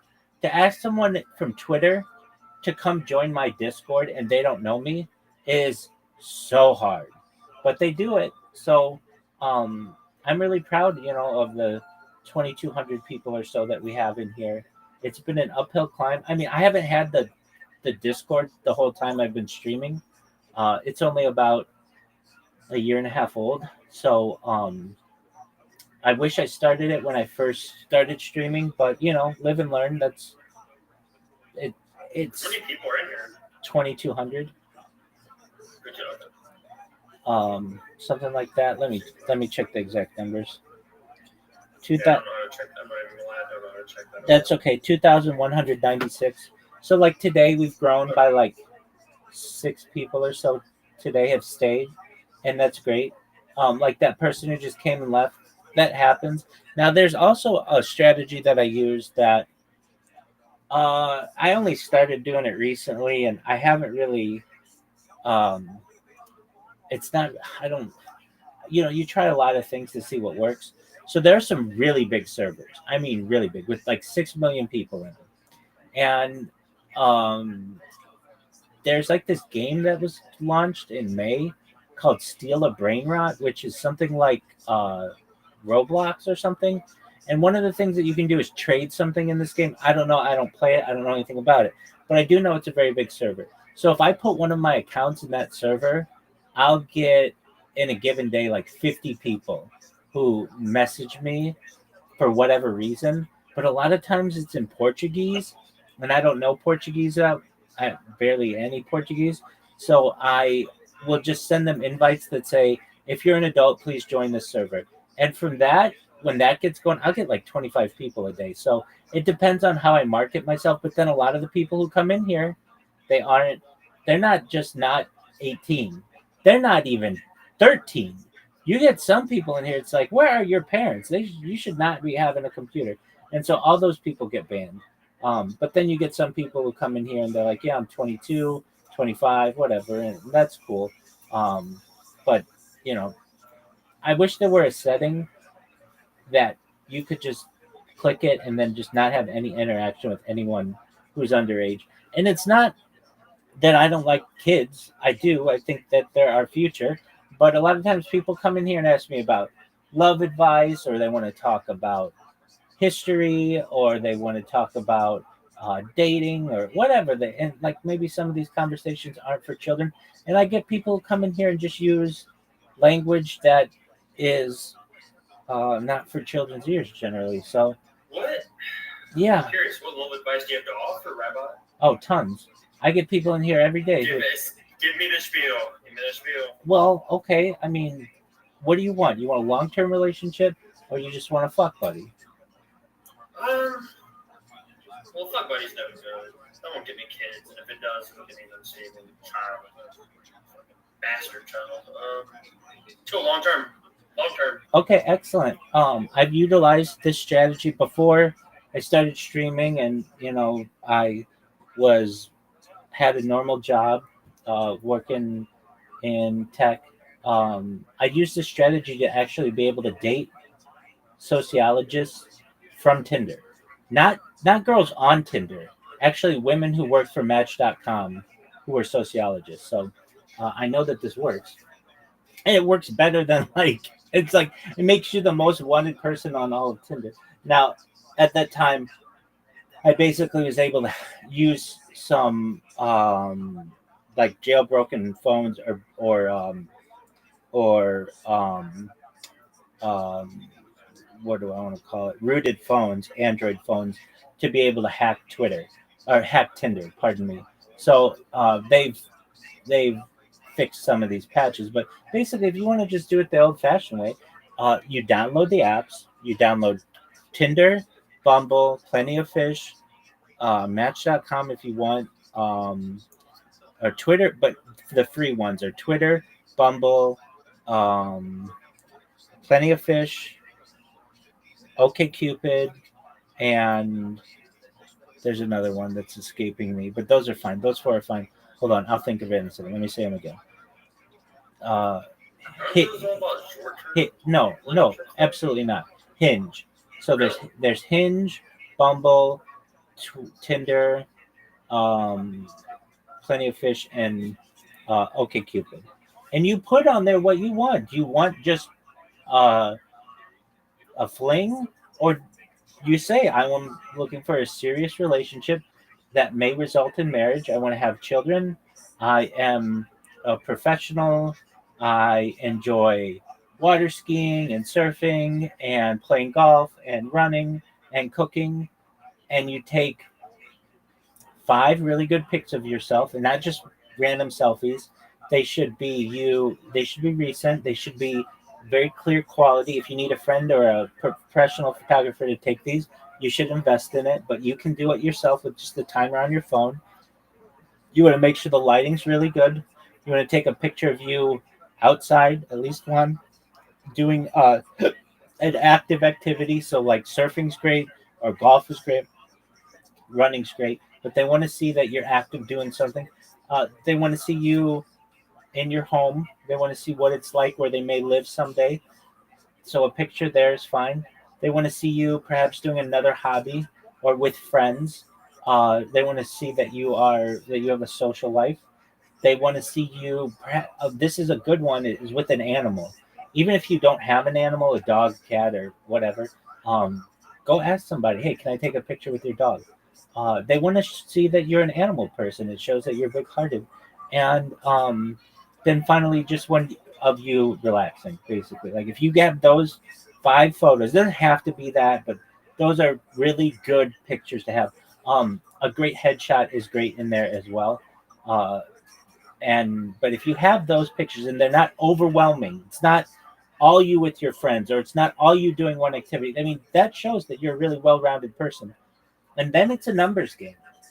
So, and I told this to the girl who I dated from Match.com, because she told me, like, behind the scenes, every person gets a score of how many people are like swiping right on them, and my numbers were higher than they've ever seen, and she wanted to know how I did it.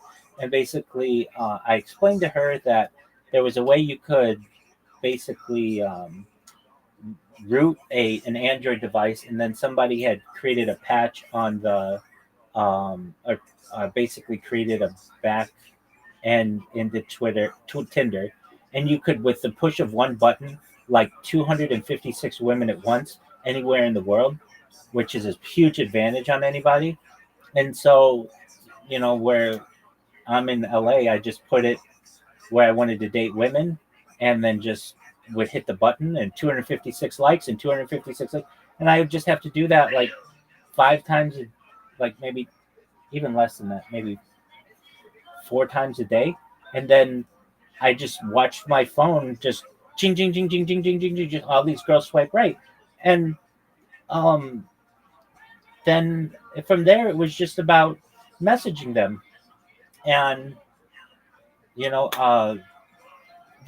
the girls who I liked, I mean, they're all gorgeous. 10s. They're all 10s. Like, I would say to myself, I'm not going to waste any time on anybody who I don't think is, who every single one of my friends would say, that girl's the fucking hottest chick in this bar, or hottest chick in this club. Crack any of those?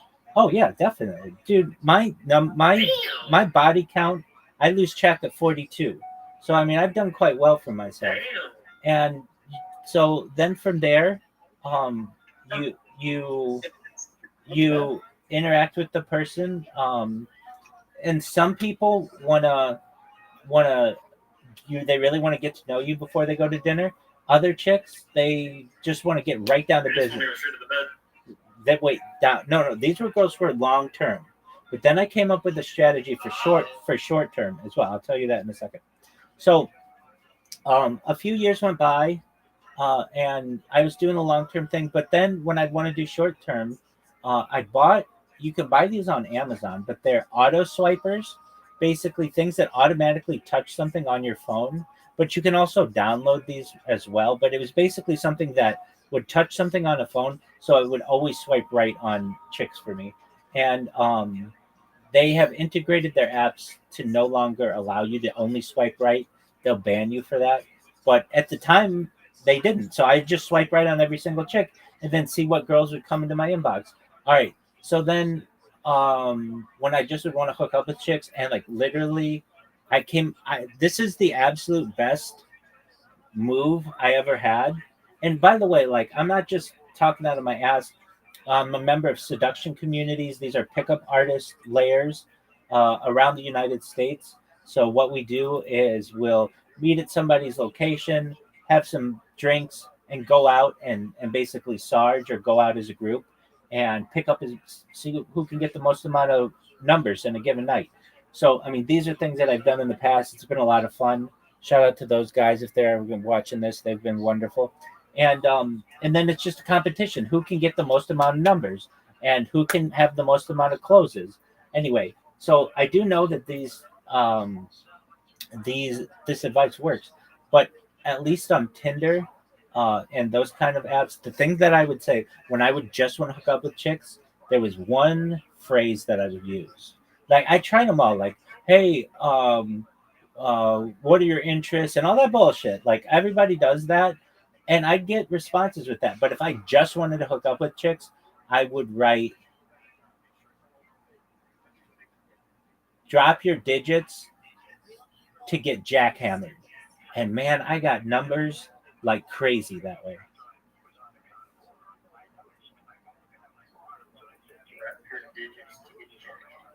It's so fucking to the point. I can see it. It's so fucking to the point. It's like, who the fuck says jackhammer? Like, you mean you're just gonna pound me out? Fuck yeah, that's what you want. That's why you're on this fucking app. And I would get numbers like crazy. So anyway, To be fair, I mean, is it easy in LA, like to just fucking go at it? absolutely. Yeah, people don't beat around the bush. There are people who want long-term relationships, and that's cool. And there are other apps that I use for that, but they're really Jewish apps. So I mean, they're different kind of apps. But we have J Swipe What does that mean? and well, they're for Jewish people. Oh, like literally for okay. Yeah, just like I think there's like Farmers Only and Christian Mingle. Those are for other people. We have J Swipe and J Date and Saw You at Sinai. Those are the big three. So Okay. those are different. Wait, well, what if I'm not a Jew? Like, what if I want to date a Jew? Can I use it? Yeah, generally no. I mean, you have to put your stuff in there, and usually Jews just want to date Jews who are on those apps. Might you usually convert me, Rabbi? I can't convert you. No single rabbi can. You have to sit before what's called a Beit Din or House of Judgment. But I could guide you to your local Orthodox rabbi who could put you in touch with the local Beit Din. That's about all I can do. That's about all any rabbi could do. Even the chief rabbi of Israel can't necessarily make someone a Jew. They have to sit before the Beit Din. So it's a panel of three rabbis. It's a panel of three rabbis or Shomer Shabbat, Shomer Shabbat Jews who you work with basically over the course of a year or two. You would change your lifestyle. You'd have to live within the community. You'd have to become basically Shomer Shabbat. So you'd attend service every Saturday and other times and holidays and such. You might have to change your work schedule to leave early on Friday. You'd have to keep kosher. So that's a whole element to it. And you have to keep family purity. So, I mean, if you're willing to do those kinds of things, there's no guarantee though. So, but you just can only mix with Jews. That's the Orthodox way. Like if I became okay. Yeah, you're Orthodox, right, Rabbi? Correct. Okay. Wait, you've correct. I just thought about that. 42 Jews? I've lost track. See? No, I'm serious. Like sometimes before I go to bed, I sit and think about all the chicks, and I lose track of 42. I fall asleep before them. So like I think about, and that and that doesn't count, and that doesn't count chicks who have just blown me. I'm talking like that number is I would say gigantic because um there was a period in my life where I would only I wouldn't have sex with chicks. I would just get blown by them, and that number that I lose. What's that all about? Well, because You I got one. One goes away, man. well because I was younger, and so like that wasn't something that like I didn't want to have sex with chicks. It was too young, but I'd get blown by a ton of chicks. So, um, tons. I mean, I still think about it, and the number if I mean that doesn't get included, but um, yeah, like I said, I lose track of 42. But for someone like you, all you have to do, it's really fucking easy. You get on the apps, you take 5 good pictures, you write a good profile of yourself, and then you just play the game with the chick in the chat. And you've got to understand, a good looking girl. What do you say though? Like, Well, okay, so nothing, when it gets to the, it's different from the pictures, the nice profile, all that. Like, sure, but it's like spontaneously answering some like super flirty text. It's kind of one of those things where it's like, how do I respond to that? dog, it's a numbers game. So you have to understand, like, if you've ever seen a hot chick's phone, these girls would show me their phones of Tinder, and it's just like guy after guy after guy after guy after guy. Like, and I did the same with Tinder myself. I had girl after girl after girl. I even said I felt like I beat Tinder, like if it were a game. Like I had every single girl you could think of in Southern California in, Tetris that shit. in my inbox, and you just recognize it's a numbers game. So you just go and you find the hottest chicks who you've matched with, not just any chick. And then if you're looking for a relationship, you say, I mean, like, it depends. If you're the one who's initiating, which is a good thing to do, you just, you can ask, what are your interests? Or are you interested in dinner? Or are you interested in going to the beach? Or are you interested in playing golf? Or, do I see you have a dog? What's its name? Like, you just want to make some kind of like small talk with them to get them a little comfortable with you, and then they're in your inbox, and then you can start going at it and making plans. And I don't recommend, like, there are some dates that I don't recommend at first. So one of the worst dates you can go on. That's a good question. What are the best types of dates? Yeah, so getting drinks is a really solid one because that doesn't put too much emphasis. If you don't like each other, you can just have a drink and leave. You don't have to sit down at dinner and spend hundreds of dollars on this chick. Getting coffee's fine if you want to do a date, just to go have coffee and meet each other.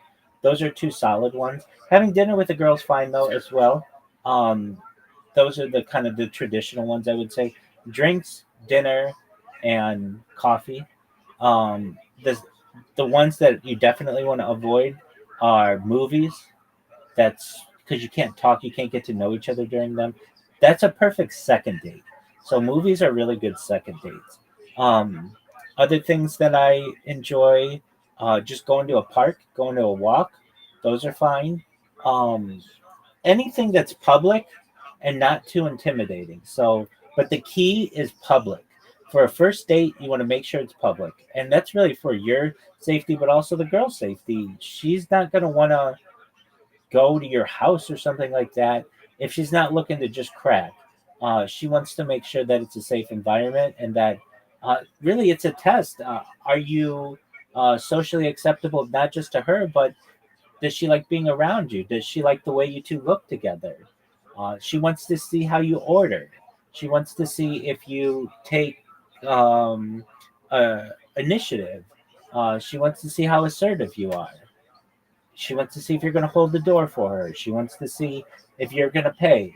She wants to see what kind of watch you have and what kind of how you dress and what kind of shoes you wear. These are all things she's going to be judging you on, and the same thing you're going to be judging her on. How her hair is, how her face is, what kind of makeup she wears, what kind of conversation she had. Those kind of things are just things that people do. But you want to make sure that's done in a place where you can talk. That's why coffee, getting drinks is a fine place to do it. When I say getting drinks, not necessarily a dance club. That's really, it can be okay, but it's really loud. You want to be able to get to know each other. Dance club is great for a third date, I would say. It doesn't have to be, but like that's when you're cracking. I mean, really, the old adage is this is pretty conservative nowadays to say, but because people just fuck on the first date. But really, first date is get to know each other. Second date is get comfortable with each other, and third date is when you're going to have sex with the person. And if it doesn't happen after the third date, doesn't mean it's not going to happen, but the odds decrease quickly thereafter because it's like, okay, how much time are you going to spend with this person? Unless you're with the person who is waiting for marriage, or which is totally fine, or they're very conservative, or they just got out of a relationship, or whatever. Well, what do you think about that, man? Like waiting until marriage? Like I don't even know. Like, what do you think about that? Like, if a girl tells me on the first date, like, yeah, I'm waiting until marriage, like, what would you say? That's absolutely fine. That's great. Wonderful. That's ideal. If a girl is a virgin, then that's how people generally live for thousands of years. So you ask her, okay, I mean, basically, once you get to know her, so does that mean like I have a friend of mine, he's I was in his wedding, and he married a virgin who was 36 years old. She was a 36-year-old virgin, which is pretty old, very religious person. And she had some ground rules, which were basically like she would kiss, but that's it. And that's fine. So you want to get to understand how comfortable someone is with someone. I mean, I've been with girls who say they're waiting for marriage. Okay, but they'll blow you on the first night. So it's like, okay, I mean, whatever floats your boat. You want to see how comfortable they get. There are some girls who might, it's rare, but they may be against vaginal intercourse, but they're open to anal intercourse. Just depends how a person, how conservative they're going to be. That's a that's an exception. Usually, insertion generally means that if a girl have anal sex with you, pretty soon thereafter she'll have vaginal sex with you. But it doesn't necessarily mean that way. Some women are just gonna have their own rules, and you have to play by those rules. So if a girl says, "I'm waiting till marriage," excellent. That's wonderful to hear. You wouldn't want to pry that in the first date or the second necessarily, but going into the third day, you can, see if she's. I mean, I would just ask her. All right, well, that's fine. Are you comfortable? Perhaps, like it depends on the culture. Like in some communities within Judaism, we don't touch before marriage, and if someone is living that life, I'm fine with that. But then there are other girls who grew up that way, but now they've become more liberal. It just depends on how what a person's standards are. But if you have someone who says, "I don't have sex before marriage," okay, well, does that mean that we can't hold hands? No, no, we can hold hands. Okay, so you hold her hand. Does that mean that we can't kiss? No, no, no, we can kiss. So you can kiss her. Um, I've had girls who would make out, but would not, unless we were in a relationship, would not let me feel them up. So they wouldn't, or finger them, or finger them. Some even do anal. Yeah, there are some girls. It just depends on their their comfort level. I've had girls who, especially it seems like girls who have really huge tits. Um, if they are not, if you're not in a relationship with some, they do not want. They know that that's like a prize. So hey, you want to get in a relationship? Then I'll take my shirt off, or you can feel me up. But until then, it's just make out city. Okay, that's fine. I mean, whatever your comfort level is. But it's about comfort. You don't ever want to put any undue pressure on a person, and you want to make sure that she feels comfortable with you. So you communicate. These are really important things. A girl who says to you, I want to wait till marriage, that's absolutely fine. Does that mean I can hold your hand? If she says no, then you respect that and you see if that's what you want to do. And but usually in those types of relationships, and I've known a lot of people in those relationships, they get married very quickly. They don't screw around for 2 or 3 years that way. Absolutely not. You just need a ring and a date. Okay, I like you, you like me. Our parents approve of this. We're in the same community. We need a ring. I'm going to propose and a hall, basically, like a.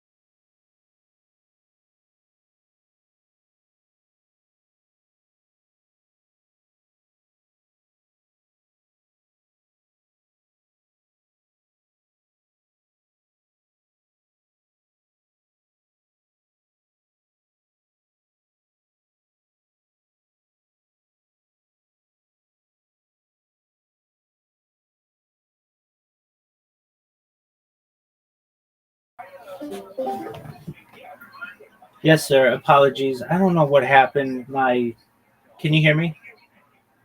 Yeah, we hear you. Apologies. My sometimes like maybe like once or twice a month, I'll get a period where my router just has a hiccup. I've had the ISP look at it multiple times, and they basically say because I am transmitting so much data, it's just something that happens. But anyway, we were talking about um, women, and specifically women who, yeah, women who wanted to wait till marriage, and that's absolutely respectable.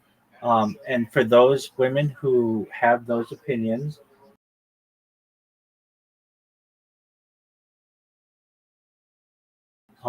you have in that kind of situation, women are gonna want to have a traditional life where they meet a man and they have children, and if that happens, then you be ready for it. But and then, as I said, I was just saying, usually in those situations, you need three things: you need a ring, a date, and a hall. Basically, you need the symbol that you're gonna be getting married, the ring. You need the date that you're gonna marry this person, and a hall to have it, um, or like basically to celebrate it. And if you're a religious person, then perhaps you need to schedule your service with your rabbi, priest, pastor, whatever it may be. That's what you need. And then you get down to business. You get married and then you have children. That's a traditional way to do it. For women who want to live a life where they are going to, let's say, wait till marriage, you'd have to have a conversation with the woman. Okay, if you want to wait till marriage, that's fine. What's your timetable of marriage? Like, do you want to get married in the next year?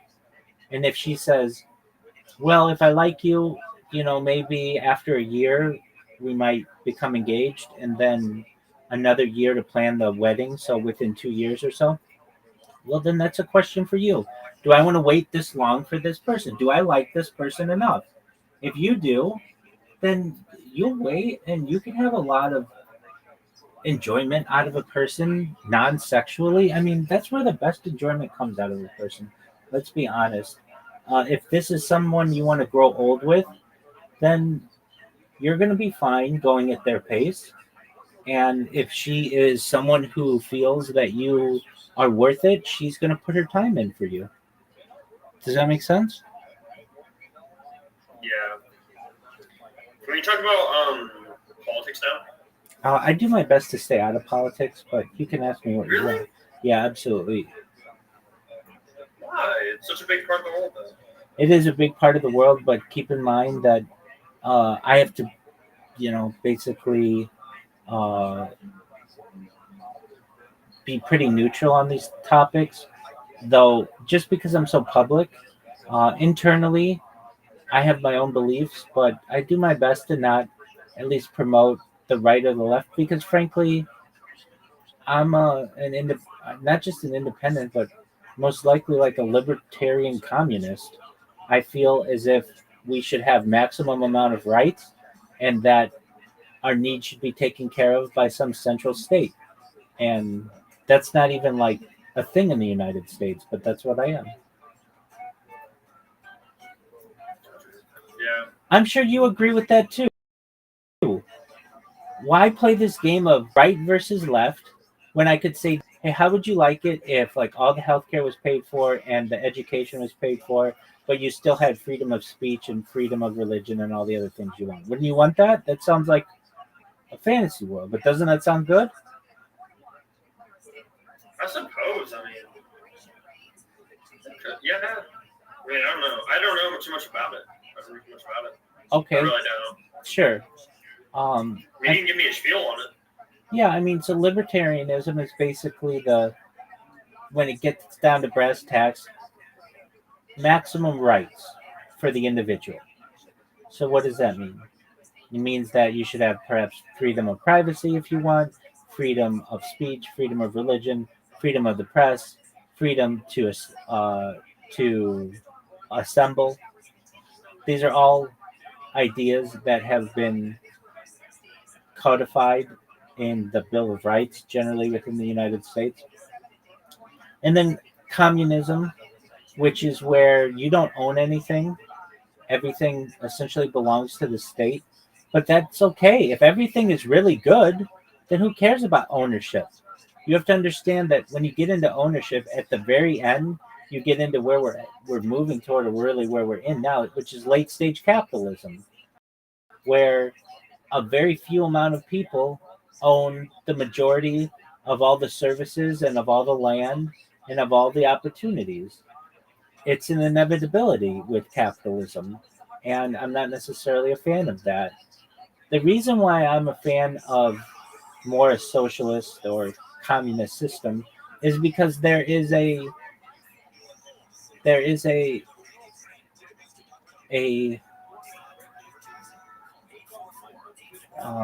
safety net.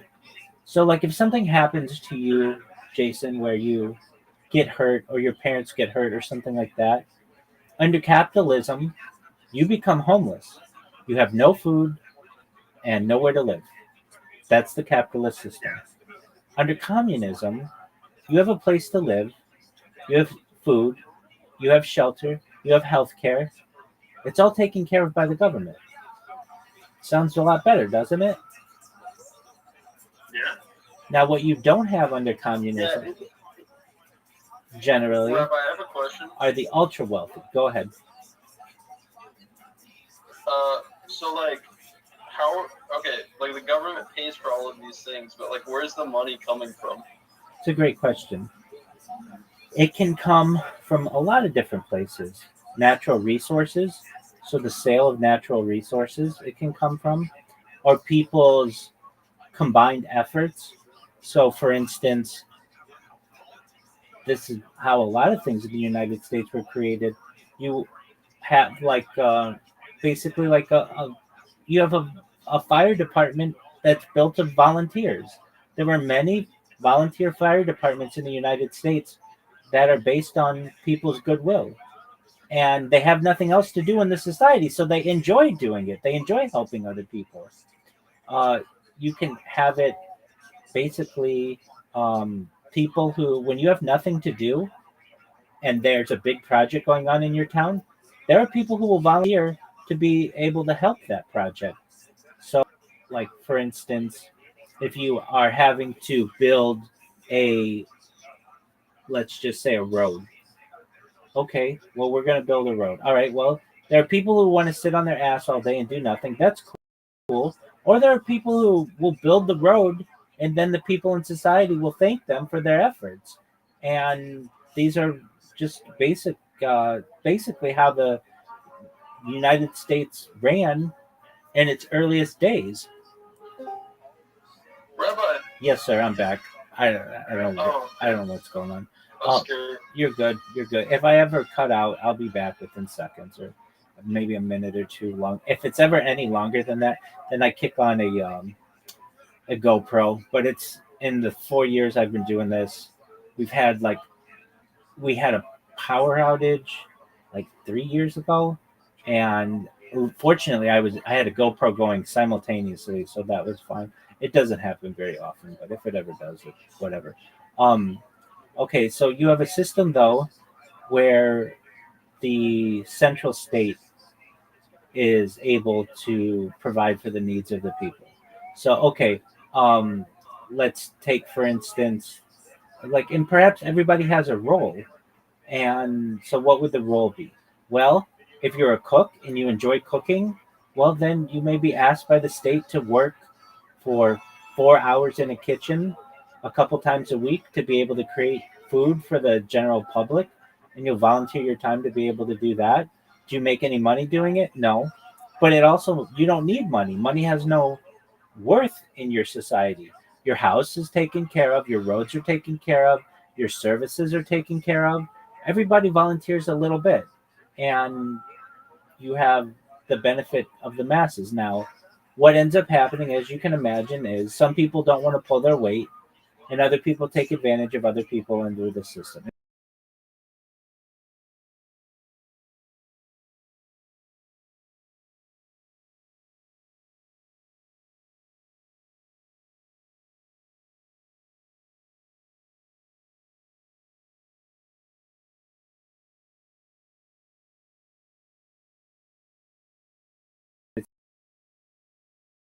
It's inherent. So you have one person, let's say two people who are doctors, and two who are uh, police officers, and maybe four people who are fire people, and two nurses, and five cooks, and three teachers, and you do this, and then you have children and everything. You have everything that you need out of the society. You don't need central bankers. You don't necessarily need defense contractors. There's a lot of things that you don't need. It works on a really great scale, on a small scale. Now, when you start to get into, well, what about creation of planes? And what about creating of a dam? And these kinds of things. Okay, I understand. So there are ways that the country, whatever country we're talking about, let's just say the United States, could pay for these things. many times this could be done through tariffs. And you're hearing a lot in the news about tariffs today, but you should understand that they're not working the way that they should be working. Basically, with a tariff based system, ideally, you shouldn't have to pay any taxes. Anything that is exported, you can make money on, and anything that's imported has a tariff on it. And the tariff pays for the planes and the dams and the roads. So basically, people who want something that is of that is more desirable, let's say they want a foreign car, well, you can have a foreign car. That's fine, but there's a tariff on it. So now you're going to have to pay twice what a normal car would be. If you want that nicer car or whatever, then you're just going to have to pay for it. Now, this is a system where it's somewhat socialist that I'm describing because under a pure communist society, you don't own anything. And so, but that doesn't necessarily mean that you can't have a system where people volunteer their time for whatever it is to be able, for the good of the whole. What ends up happening, though, in every single communist system is you have a small group at the top that end up controlling the masses. It's somewhat inevitable. And I think even that is a better system than what we currently have. Basically, if we have human nature that is inherently somewhat evil, where no matter what system you're in, you're going to have people who are going to try to take advantage of other people. Would you rather have a system like capitalism where there's no safety net and you have a small group of people at the top who own everything below, small people control everything, but there's a safety net? So there's education's paid for and people's roads are taken care of and their housing's taken care of. Well, if we're talking about an entirely corrupt system where somebody has to be at the top and somebody has to be at the bottom, the one with the safety net is the most beneficial system. So I'm for safety nets, and at least in the United States, that kind of talk has been very controversial, particularly like 70 years ago. But I don't feel it should be. Um, I don't I don't necessarily have a need for I don't have a need for submarines. I don't have an like personally. I don't have one. I understand why they're created and such, but I think that people, if needed, can live in small communities. Very now, are you going to have a state that is able to create the ability to have tankers and transportation, and all of those things? Yeah, that's a possibility as well. So how would we do it in the United States? It's not going to happen, but how would we do it? It's really difficult because we already have somewhat of a capitalist system, but we have somewhat of a socialist system as well. We have socialist systems like Medicaid, Medicare, Social Security, disability. Those kind of things are already integrated into our system. The public school system. So what do we do? Well, we give people um, universal basic income. So it's known as a UBI. Everybody gets a stipend in the United States. This has been um, this has been um, tested in some places in the United States. I know it was tested in Long Beach, California, about 3 years ago, where you just give people an extra $1,000 and see what they do with it. And it turns out that their kids become better educated and that there's less crime and people are generally happier. I mean, that's what you would expect to happen. So, where do we get that money from? Well, with AI and robotics, they basically can replace everything, just about. And so, at a certain point, people aren't going to have a role. The only people who will have a role, perhaps, are the programmers of this type of technology and the leaders of the society. Those are the only people who are really going to have jobs. You won't have cooks anymore. You won't have house builders anymore.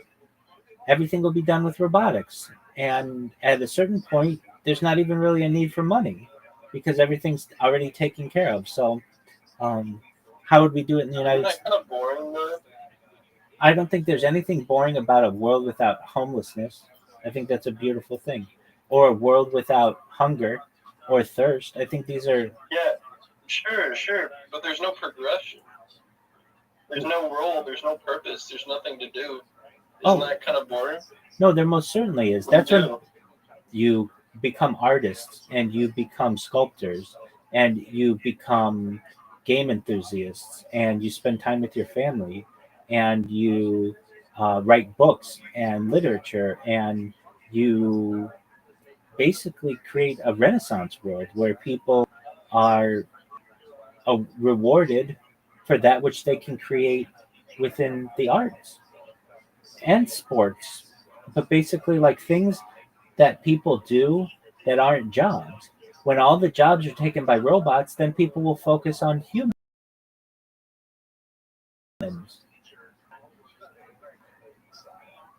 Yeah, but like, That will also okay, make like, do you that think that will like also I'm make sure like a subset of people will do those things that you're describing, but don't you think that most people probably wouldn't? They would just kind of because like if you look at today, for example, like people just kind of like they'll sit on TikTok and like run away, for example. Like, that's like the average person. Like even my parents, like they'll just get on Facebook and like scroll and just run away. Like, do you think the average person is really going to be from their own inner desire gonna be like becoming some sort of like great artist or writer or something? yeah. So the society that in which we currently live does not reward people generally for those types of ideals, but it would change. So in the future, when robots produce everything that's mass consumed, human innovation, things that are created by humans, will be seen as having a greater value. So people will long to go see a symphony that's performed by humans because robots will, we know, have the ability to do all of those things anyway. We get robot 80% of our days. It's finally our time to be able to experience essentially human art. Now, your parents, they're just scrolling on Facebook all day. And I understand that. A lot of people's families are. Right now, the technology isn't that good, but once you're able to live in a virtual reality, I mean, very similar to what we're doing, where you're able to communicate with people all over the world, all over the country, but not just, the way that we're doing it, but imagine we could put on VR goggles or have augmented reality and we could play games with each other. I mean, we can play games with each other in Discord, but the games suck.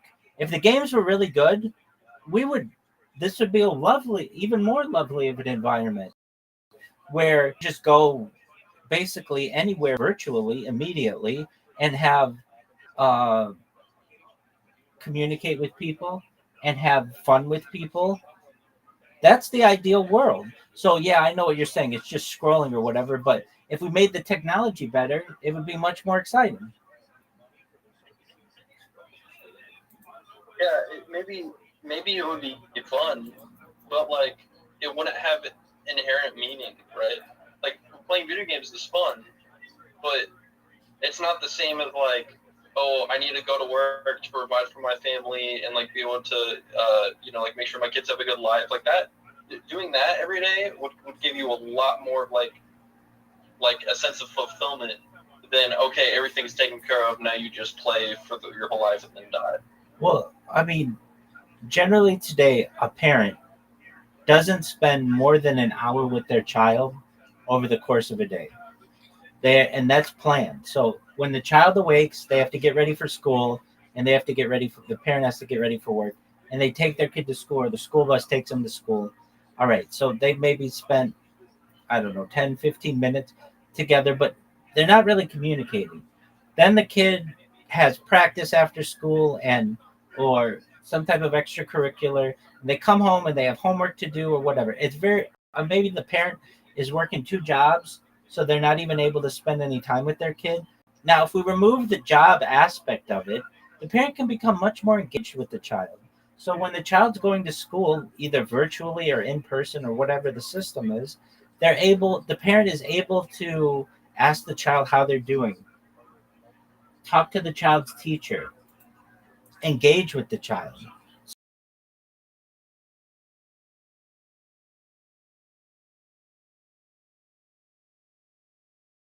Spend a lot of time in a culture like a tribal culture where they don't have jobs to go off to. The way that a tribe works generally is you have two parents, it depends on the tribe, but that raise the child. The fathers may go out and hunt and they may take the child out with them to teach them how to do it. The mothers stay and nurture and raise children, but they're with the child for like 24 hours every single day. And the bond that gets built there is much stronger than what we have in the current age. And you're saying like, well, what is like what desires will people have, or what will motivate people instead of previously getting that paycheck so that they can live to get the next paycheck. A person will be motivated by seeing their child succeed in school and in extracurriculars and whatever other things that they desire. Basically they'll be able to spend. But there's no like why does it matter if they succeed in school or extracurriculars or whatever? Why does it even matter at that point? Because their existence is just going to be playing video games or something similar, right? And I agree, like, yeah, it'd be cool if, like, you get to spend more time with your kids, you can teach them how to hunt and fish and all this stuff. But, like, again, these are, well, that can go on many branches, but, like, this is all, like, entertainment. Like, we're just going to entertain ourselves. And honestly, the way I would see it working is, like, a much more dystopian than, like, people are actually going to be doing, like, activities. I think it's mostly actually going to be people, like, again, like, kind of hitting, like, low effort, like, dopamine buttons or something. Versus, like, because even today, like, most people are doing that all day versus playing, like, some complex video game or something. Actually, like, most people take the easiest route of dopamine. Actually, no, Right. that's true. That's true. And that's what it'll be in the future. The ideal environment of a future is basically being able to play games with your friends all the time and getting dopamine hits from it in a healthy way. That's what everybody wants to do. Everybody wants to do that. That's basically the ideal society for most people. I mean, that's not what I want to do, though. No, like, I want to. It most I don't certainly. know. I want to create things. I want Hold on. that matter. And, Hold like, on. make Hold on. things better, right? It most That's certainly. what I want to do. It most certainly. I'm not saying you have to do it for 18 hours a day. Yeah. But it is what you're doing right now. Essentially, you're hanging Sure, out with a friend, being able to spend time with them. Now, imagine you didn't have to go to school and you didn't have bills to pay, and you could just play games with your friends whenever you wanted. That's really exciting. Now, if you also wanted to create art and they could watch your art and interact with you, that would be something that would be cool as well. Or you want to go and play a sport, you could play sports with them. But basically, these are worlds where, or a world where you no longer have to worry about going to work. And that's the future for a lot of people. Not saying everyone, but a lot of people in the future, because they'll have no job to go to. The jobs will have been replaced by artificial intelligence and robotics. Yeah. I mean, again, I still don't think. Like, yeah, there's going to be fun things that we can do, sure. But, like, I'm not saying you can't have fun. But what I'm saying is, like, I think a lot of people, especially, like, I know myself and my own personality, like, everything would just feel so bleak to me, even though there's all these fun things you can do. It would still feel bleak because there's nothing to strive for or work towards that has meaning, right? Okay. It's just, and I think this is a very common kind of worry. Yeah. With the advancement of technology by a lot of people. Obviously, it's not just me. Right, but that's probably been discussed for hundreds of years. That's true. That's true. Pharmaceutical company could create a medicine that allows you to not have that feeling of boringness. Of okay, so like Brave New World. Exactly. type shit. Exactly. That's where we're heading. Yeah, I disagree with the Brave New World. I don't think that's good. I think it's a dystopian novel for a reason, right? Right. I think he Okay. was criticized. I mean, maybe you can. I mean, it's valid. It's valid. You can make a logical argument, saying that that's good or whatever. But that is kind of interesting of an argument because the purpose of the novel was to say, hey, this is a bad society. But I mean, fair though. If that you can argue that. Well, okay. What do you want? Whatever you want, we can get. Yeah. So what do you? I want struggle that matters. That's what I want. Why do you want struggle? Because for the same reason, not the same reason, for the similar reason that when I play a video game, for example, I don't want to play an easy video game. I want to play a hard video game. Okay. Because I want to be challenged and I want to improve. Because that's what gives me fulfillment, right? Absolutely. And what would give me even more fulfillment, like deep to my core, is if what I'm struggling with matters directly for like myself or my well-being or my family. Especially with that. I get you. Then Okay. that's So what I want. So why can't we build a video game that does that for you? Because the video game, it'd be frivolous, right? It wouldn't actually matter. That's what I'm saying. It's like you can't just. It's not going to matter. You can simulate it, but it's going to be fake, and I'm going to know it's fake. And it's like this doesn't matter. Okay, so what do you want? Do you want to have to chop down a tree to be able to stay warm? Well, how much of a challenge do you want? Do you want to have to grow your own food? Like, how much of a challenge do you want? I don't like. I be balanced. I don't want to be in constant fight or flight mode. Obviously, like I want it to be good, but I want to have to work towards it being good, right? Like I want to be able to work, and then the fruits of my labor make it good. And it's like nice, I made it good. Okay. And so now I can enjoy this. Okay, so we can create a system where there's a video game that everybody wants to play, but you have to program it so that you get to play it. That's the best of both worlds. Everybody's able to do what they want, but if you want to have to work at it a little bit, then you have to program it to the point where then you get to play. And but it's an artificial. That's an artificial like barrier, like that I'm putting on myself. That's not the point. My point is, it needs to actually like be a required struggle that has meaning. Because if I don't do that, then kind of thing.